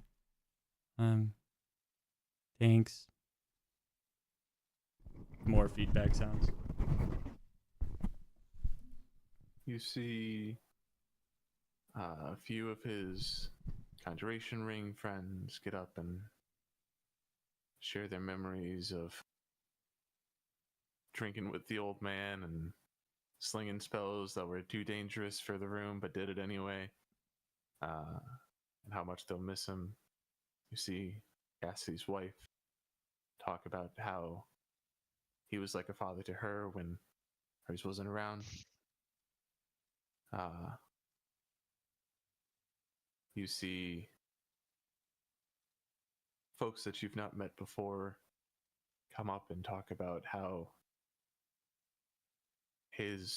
their children always loved going to potions and lotions because of the wild magic they got to see there. They would just love to spend the day just for the sake of being there, and what that meant to them, to their families, and to the community. And unless anyone else would like to speak publicly, I think the large-scale funeral would start to wind down as people visit the coffin and slowly head off.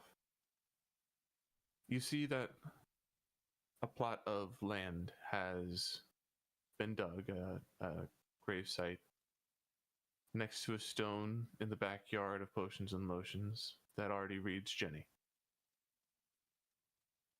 with his name carved next to hers. He is slowly lowered into the ground.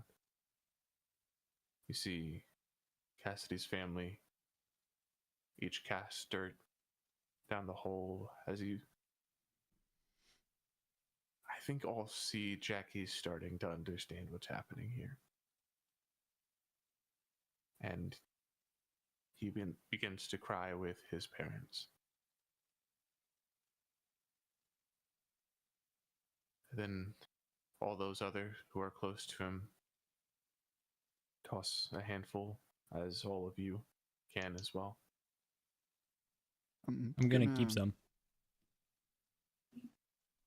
I'm gonna put my ruck of improbable events on the coffin and cover it with a little mound of dirt. I love the dangerous implications of that. You see the rock do a little backflip and land on top of the dirt. And Ebenezer rise from the grave. How improbable. Guys, I would like to I would like to try and make an investigation check to connect my two brain cells to see if I can leave it there and not have it fuck everything up. Okay. If I could. This thing's cursed and comes back to you, right? Give me an investigation check. I don't remember. That's what I'm saying. You have. You think this is a perfect symbolic gesture, and nothing could possibly go wrong. I'll bow my head after placing it,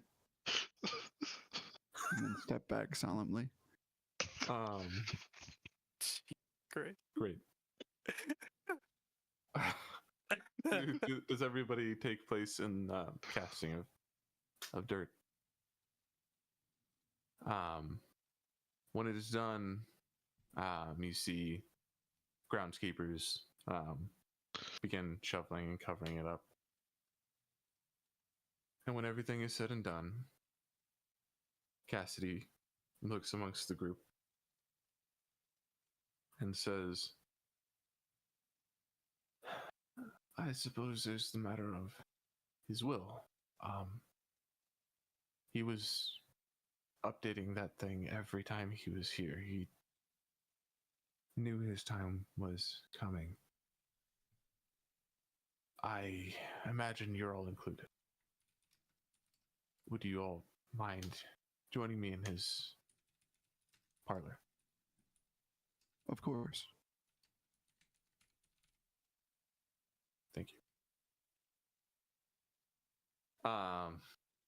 He guides you all into potions and lotions, where the only folks in attendance now are you, Cassidy's family, and Karen, just because she's tending to the shop.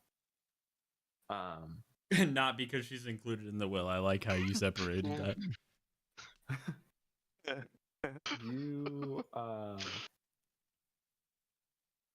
You are sat down.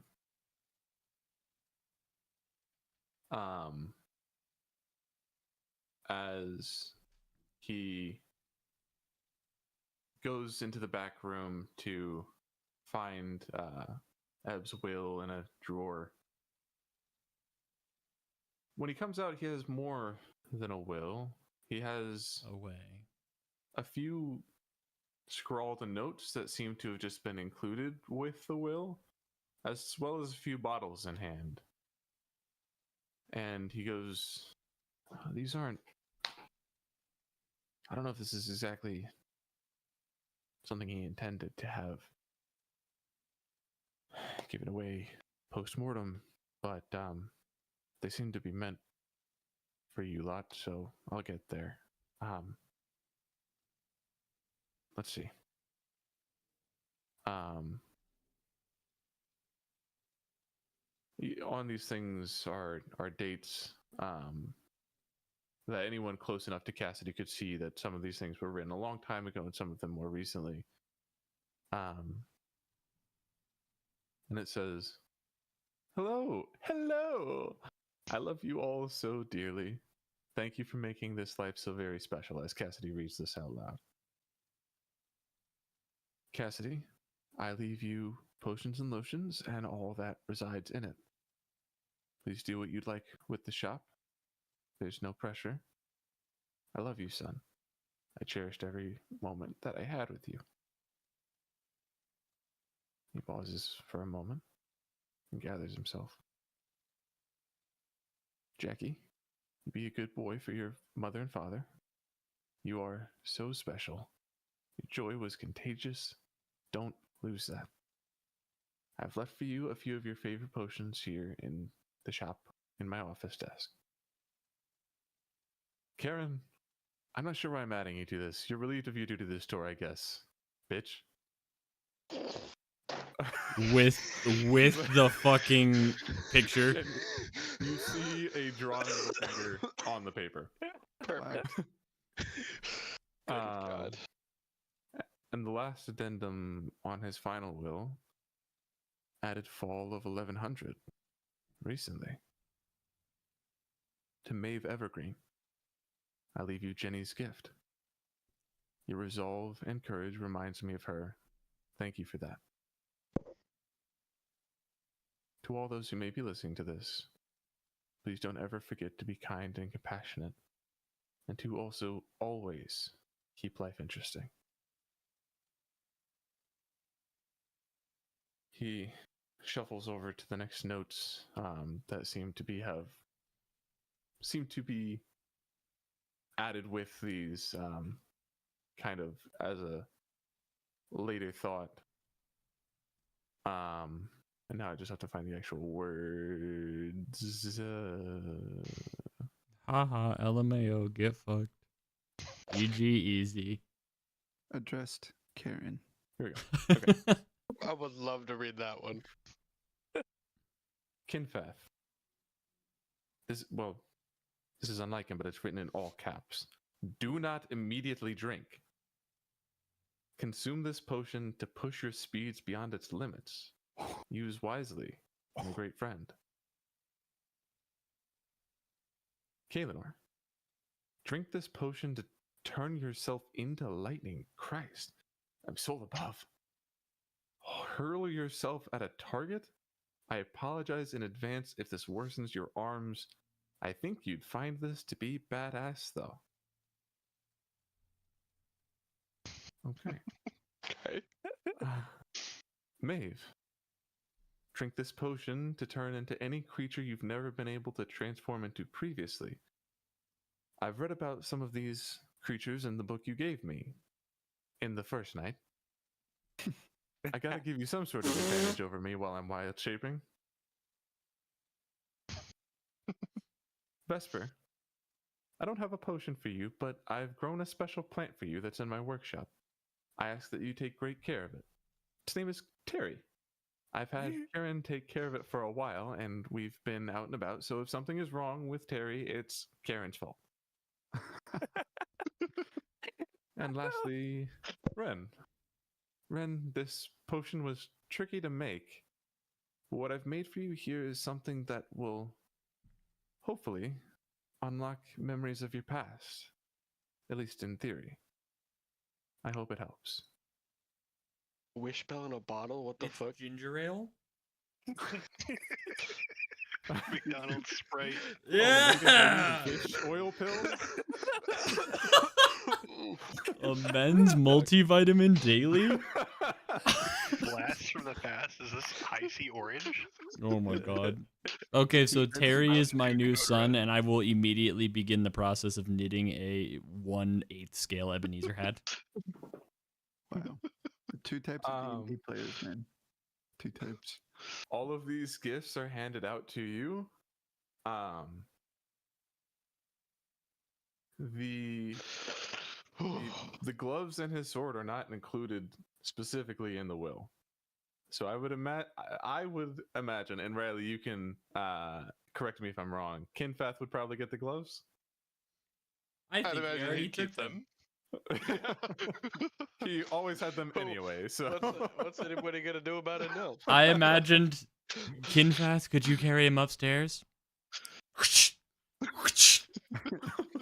From I was his thinking- body. There was 3 of us, so I had my entire arm extended under the coffin with Uh-huh. like the going on underneath. I don't know about the sword. I don't know who. We should mount it above the sword fucking was shop given door. to Cassidy. So and now true. he owns potions and lotions. True. So he might mount it here. It becomes the shop symbol on the minimap. Yes. Speaking of, Cassidy looks up to a shocked Karen, and to all of you, and is like, "Look, I already run my own business. I don't know how long I will maintain this place, but I know it's currently a sort of base of operations for you all. So until further notice, feel free to keep using it. And Karen, also until further notice, you still have a job if you want it.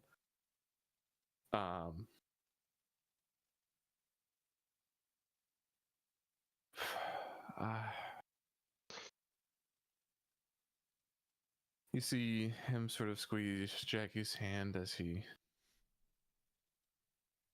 stands up and says, unless you all have any business for me, I think I may take my family out to his grave and just stay for a while. I'll hand him the rest of the flowers. He takes them. Thank you for bringing him back. And, if you wouldn't mind, make sure every last one of that bastard pays for what he did. Thanks. Can I rip a Renan Thara orchid off my suit of armor and give it to him? Sure. Does that represent something special that I don't know about in actual life? It's my name. Oh, sure. Yeah. I didn't know that. I just kind of pulled that flower symbolically out of my ass earlier. That's sick. He takes the orchid and takes it back to the gravesite with him. And you are all left in the room post-funeral. What does anyone say? I'm gonna go get my plant. I think it's in the back. Before Vesper leaves, Kinfath will go. I'd like to say a couple of words to everyone before we do our things and try not to drink this new potion. Kinfeth will stand up, and out of his robe, he's going to pull a little like piece of paper and like unfurl it and like hold it up, and he's going to go,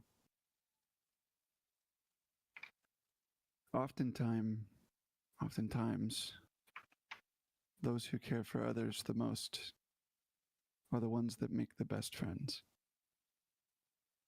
Ebenezer Geezer was a man of folly, joy, and integrity. And his empathy for all of us is what made him who he was.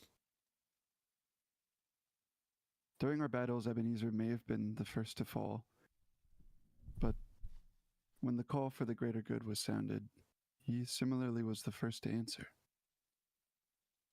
Conjuration magic is still unknown to me, and perhaps it's a sign that magic isn't for me, as I no longer have the opportunity to learn from the joyous teacher that once accompanied us. With that, Ebenezer will no longer have our silly jokes, no longer have a magical weasel, no longer a friend, my best friend. Ebenezer was one of us, a part of our family, our unruly, untamed, and chaotic family. We are the only beings in the world that know of the dangers that lay ahead, and we are the guardians against a force of evil that seeks to destroy the world we know. Each of our lives are forever intertwined with the fabric of existence itself. A family with an unbreakable, unwavering, unstoppable dedication to a cause that is an adamantine force. And we should all strive to embody Ebenezer's boldness, courage, kindness, and stubbornness in our own way. The beings of the universe created the past so that we, imperfect creatures, could not pursue perfection. We would be foolish to wish for such a right, as perfection exists only within the dreams of the naive. We can't take back what happened. We must continue on in Ebenezer's stead and live the rest of our days making the choices that write our future. May you rest in peace within the weave of magic itself, Ebenezer. You will always live on through me, us, and he'll look around the room, and the whole of existence itself. And I'll fold the paper back together and put it back.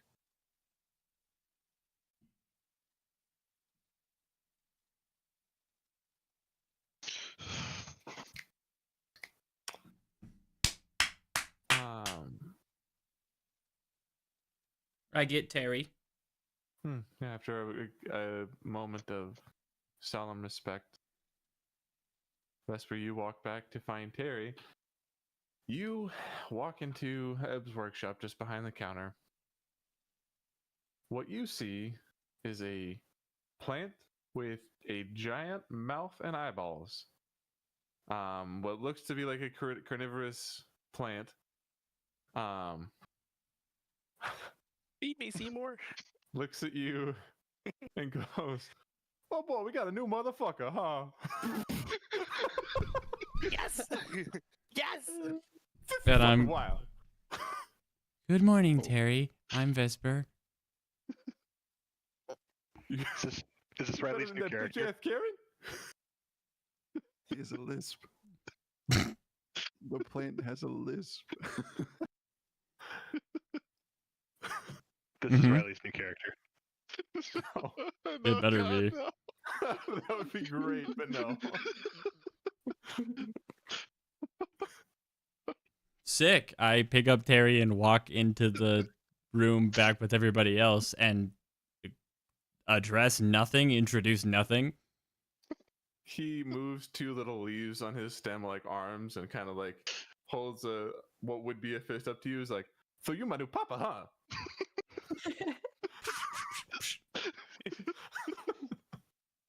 Oh, no. You can Alright. call me Vest Daddy. Vet daddy. All right. Yeah. What are you? This is Daddy, Terry.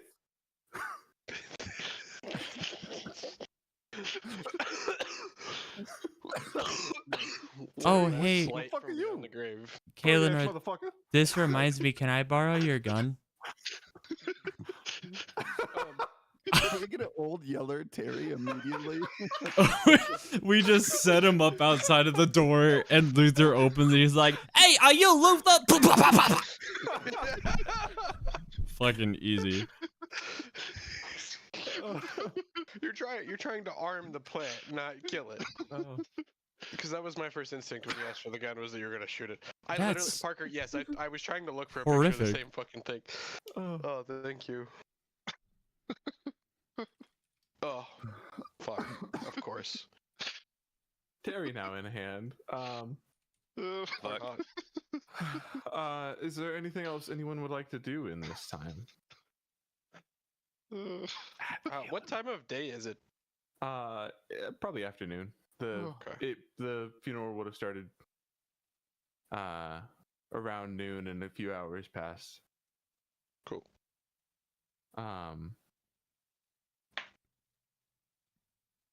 Evan, did you have anything you wanted to do? I would like to have a conversation with Cassidy before we leave town, but I don't want to pressure him right now. I think I'll Okay. maybe do that the next day. Sure. Yeah, well, is there anything else anybody wants to do today, then? Maeve? After his family would have left his grave, Maeve would have gone and sat out there and finished the last couple chapters of the book, like read it out loud. And that's all she would do. He's deaf. Even if he Yeah, wasn't well. dead, he couldn't cast And magic. she leaves the book there. Symbology is fantastic. I wouldn't want to derail us very long, IRL, but I think Ren would want to meditate in the sacristy and drink the potion in solitude Yeah. before the end of the day. Doesn't have to be this minute, but Definitely. I'm going to put this in maps and info. The 3 of you that got specific potions. potion of turbo juice sounds so cool. Oh yeah, what It's about the kind of Terry? whimsy Ev would have named it with. Your movement. What the fuck? Rocky boom boom. Wow. Oh, that's so fucking cool. Do not drink immediately. in all 8? caps. CR8. What the fuck? He You can be a buffed that, T-Rex by if the you'd way. like. He buffed that. That was incredible.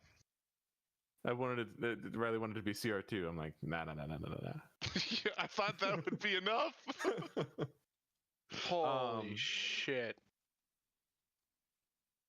Wow. Ren, you go to your sacristy and consume this potion.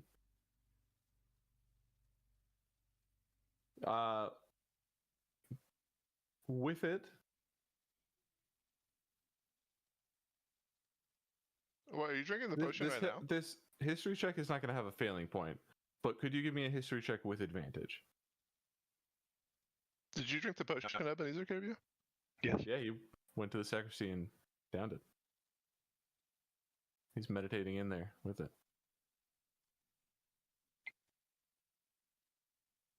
10. Cool. You drink this potion and you meditate for a few minutes before it takes effect. I think as it starts, you see your wife and your daughter. Remind me their names, if you would. That's a great question. I can find it too. I just have to scroll up. Mrs. and Papa. Miss Wren.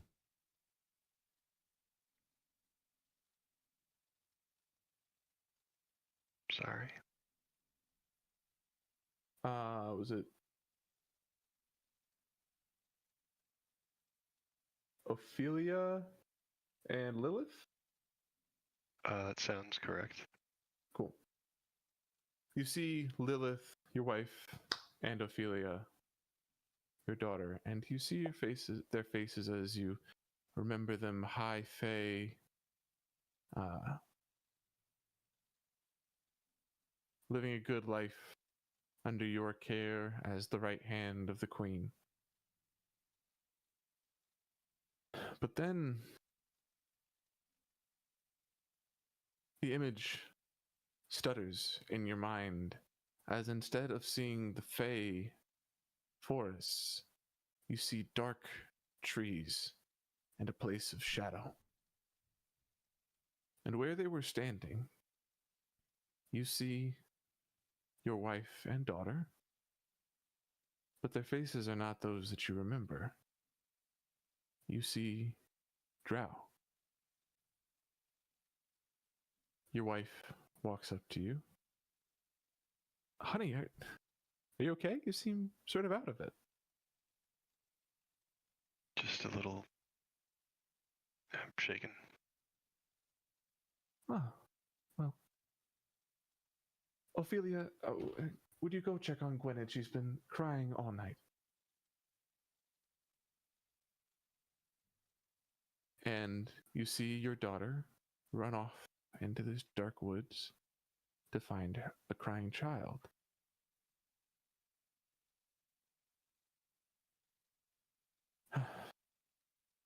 Honey, I know your kingly duties are a little stressful after the raid, but it's okay to relax a little bit. Okay, come back to bed. Stutter, step back a step or two. Honey, is everything okay? Yeah, I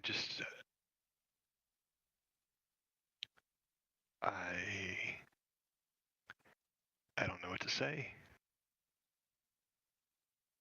Come to bed, darling. Where, Did they hit you in the head when you raided Claylee? where are we?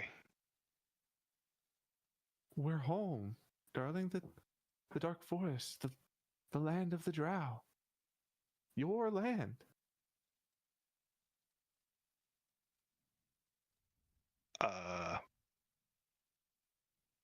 I'd probably start a light hyperventilation.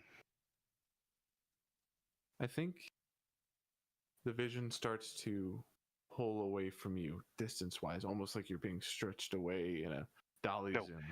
Wait. Come home, darling. And the memory fades. Oh, Fuck. Jesus.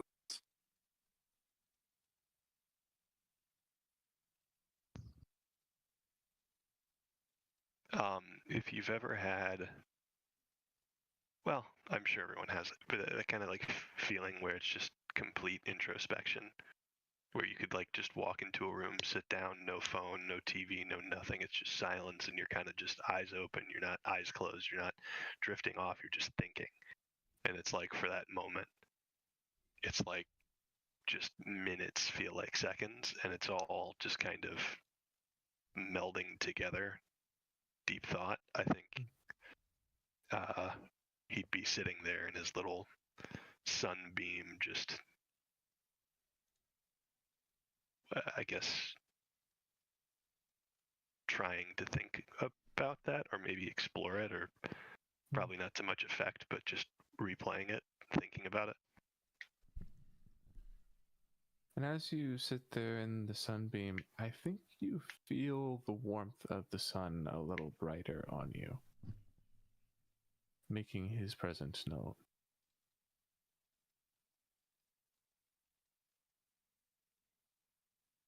This is so interesting. I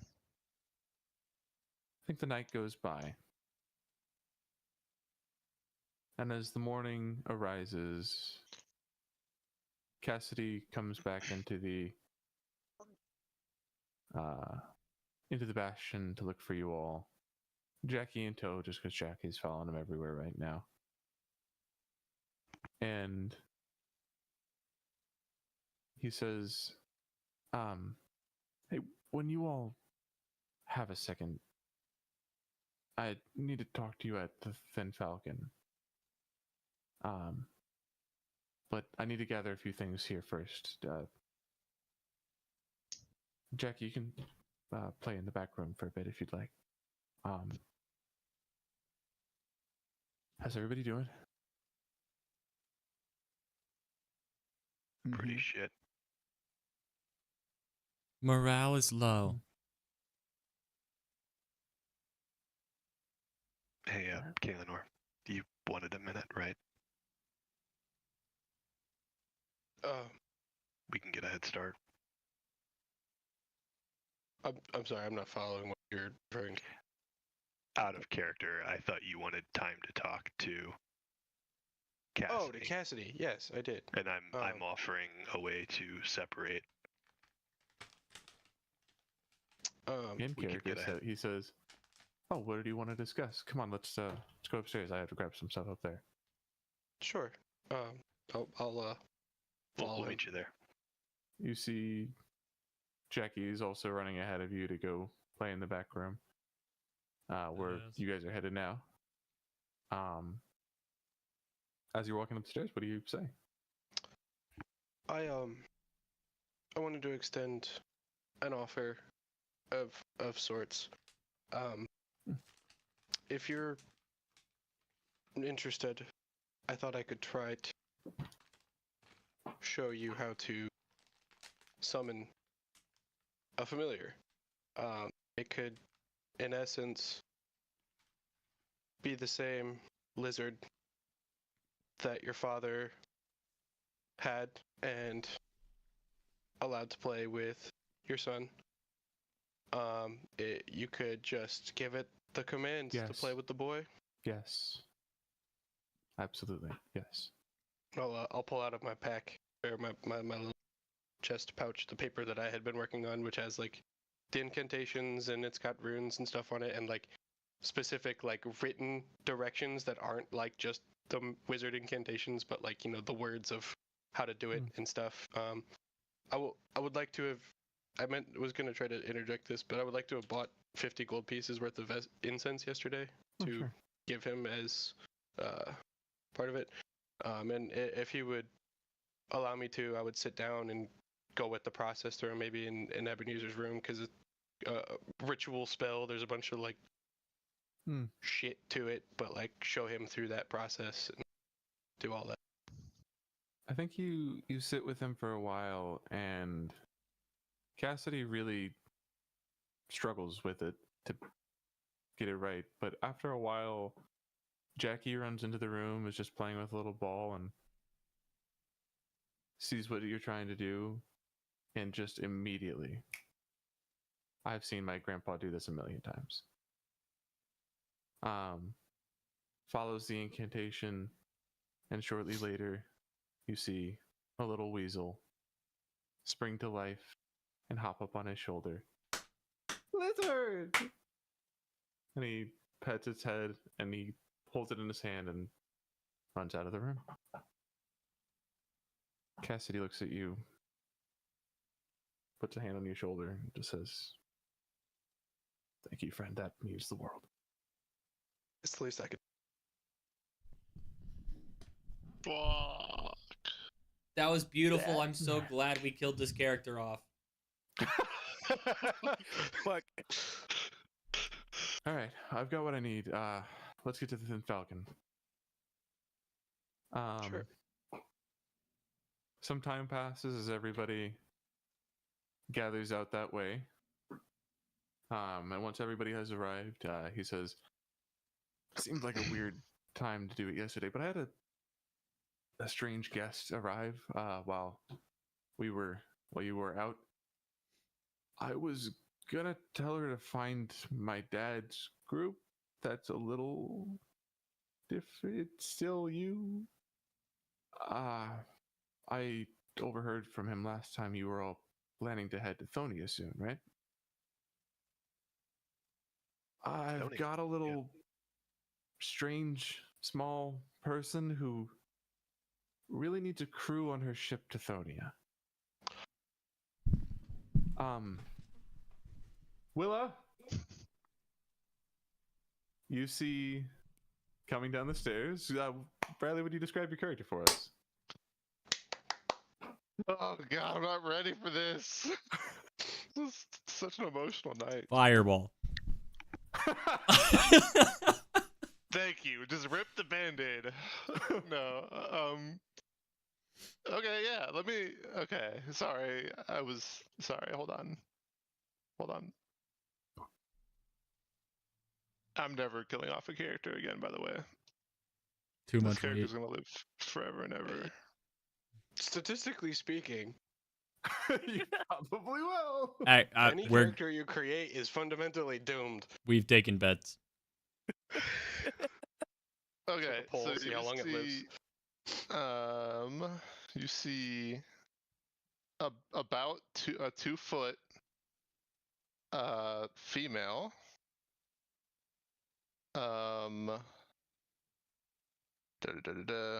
Is No. she hot? Be racist. What is it? She's what's her? How old did I make her? She's 18. 19? She's 18? 18. A young looking child. Well, Short adult, but bobbed. young, Yeah. Short bobbed blonde hair. Again, really short, but otherwise mostly human looking. Proportional and- way that dwarves are not, you might say. And she'll round the corner and she'll say, "Hi, everybody." And that's where we'll end this week's session. What? God damn it. Could this one seemingly see us? Yeah. Does this Yeah, one have insight sight check? hearing? Or was wearing armor or like no. any like mechanical advantage over her predecessor. I'll send Oh. a picture. There's a picture. Dirty 20. The one Yeah. insight roll that was good is, can they see roll. us? I'm Wow. blind.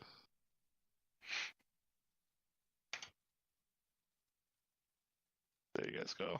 Whoa. Are you a halfling? What? the fuck Yes. are you? I'm a Wild. halfling. We haven't seen a halfling before in this entire campaign, correct? Nope. Fucking wild. Whoa. Not to hard right turn from the gut wrenching funerals and That was hard to shit do here. that we've gone Yeah, through. dude. There was a couple of things that I wanted to do, but I didn't want to interject in the morning before Casher showed up. Would it be okay if, presuming we're about to do something with this person, next time we play, could I like interject just some brief things? Yeah, totally. I mean, you're not in a rush to leave or anything, so whatever you Okay. want to do. Yeah. I also have to go back, so. True. Yeah, waiting on boy to arrive. I got some stuff with my level up that I want to flavor. So is already fed. That's good. Do you guys like your potions and stuff? Yes. My potions Yes. are. made Yeah. I love it the most. the plant. You don't understand what you've done. no, I think he absolutely does, which is the problem. Mhm. Yeah, I agree. Thank you. No, I'm already thinking of cool ass ways to flavor the shit you gave me. I can't wait. That was so fun to make. That was the highlight of Ebenezer's death for me. kind of pissed that Ebenezer's just sitting on these crazy potions and didn't give them to us? Like, what the He was fuck? going to. He was going to. We did decide that they were still steeping last time you were here, and was planning to give them to you. The notes given to you guys were technically written without, like, he was going to give you guys the notes in person, and like wrap them up and stuff and give them to you guys as gifts. So he wasn't. This wasn't supposed to be an after death thing, but Oof. They've got 2 potions out of this deal. Hell yeah. Oh yeah. I Rest hope in peace. that potion still gets used. I know it's weird for a druid action economy to bonus action use that, but you know. I'll do it. just imagine a bear like sitting back.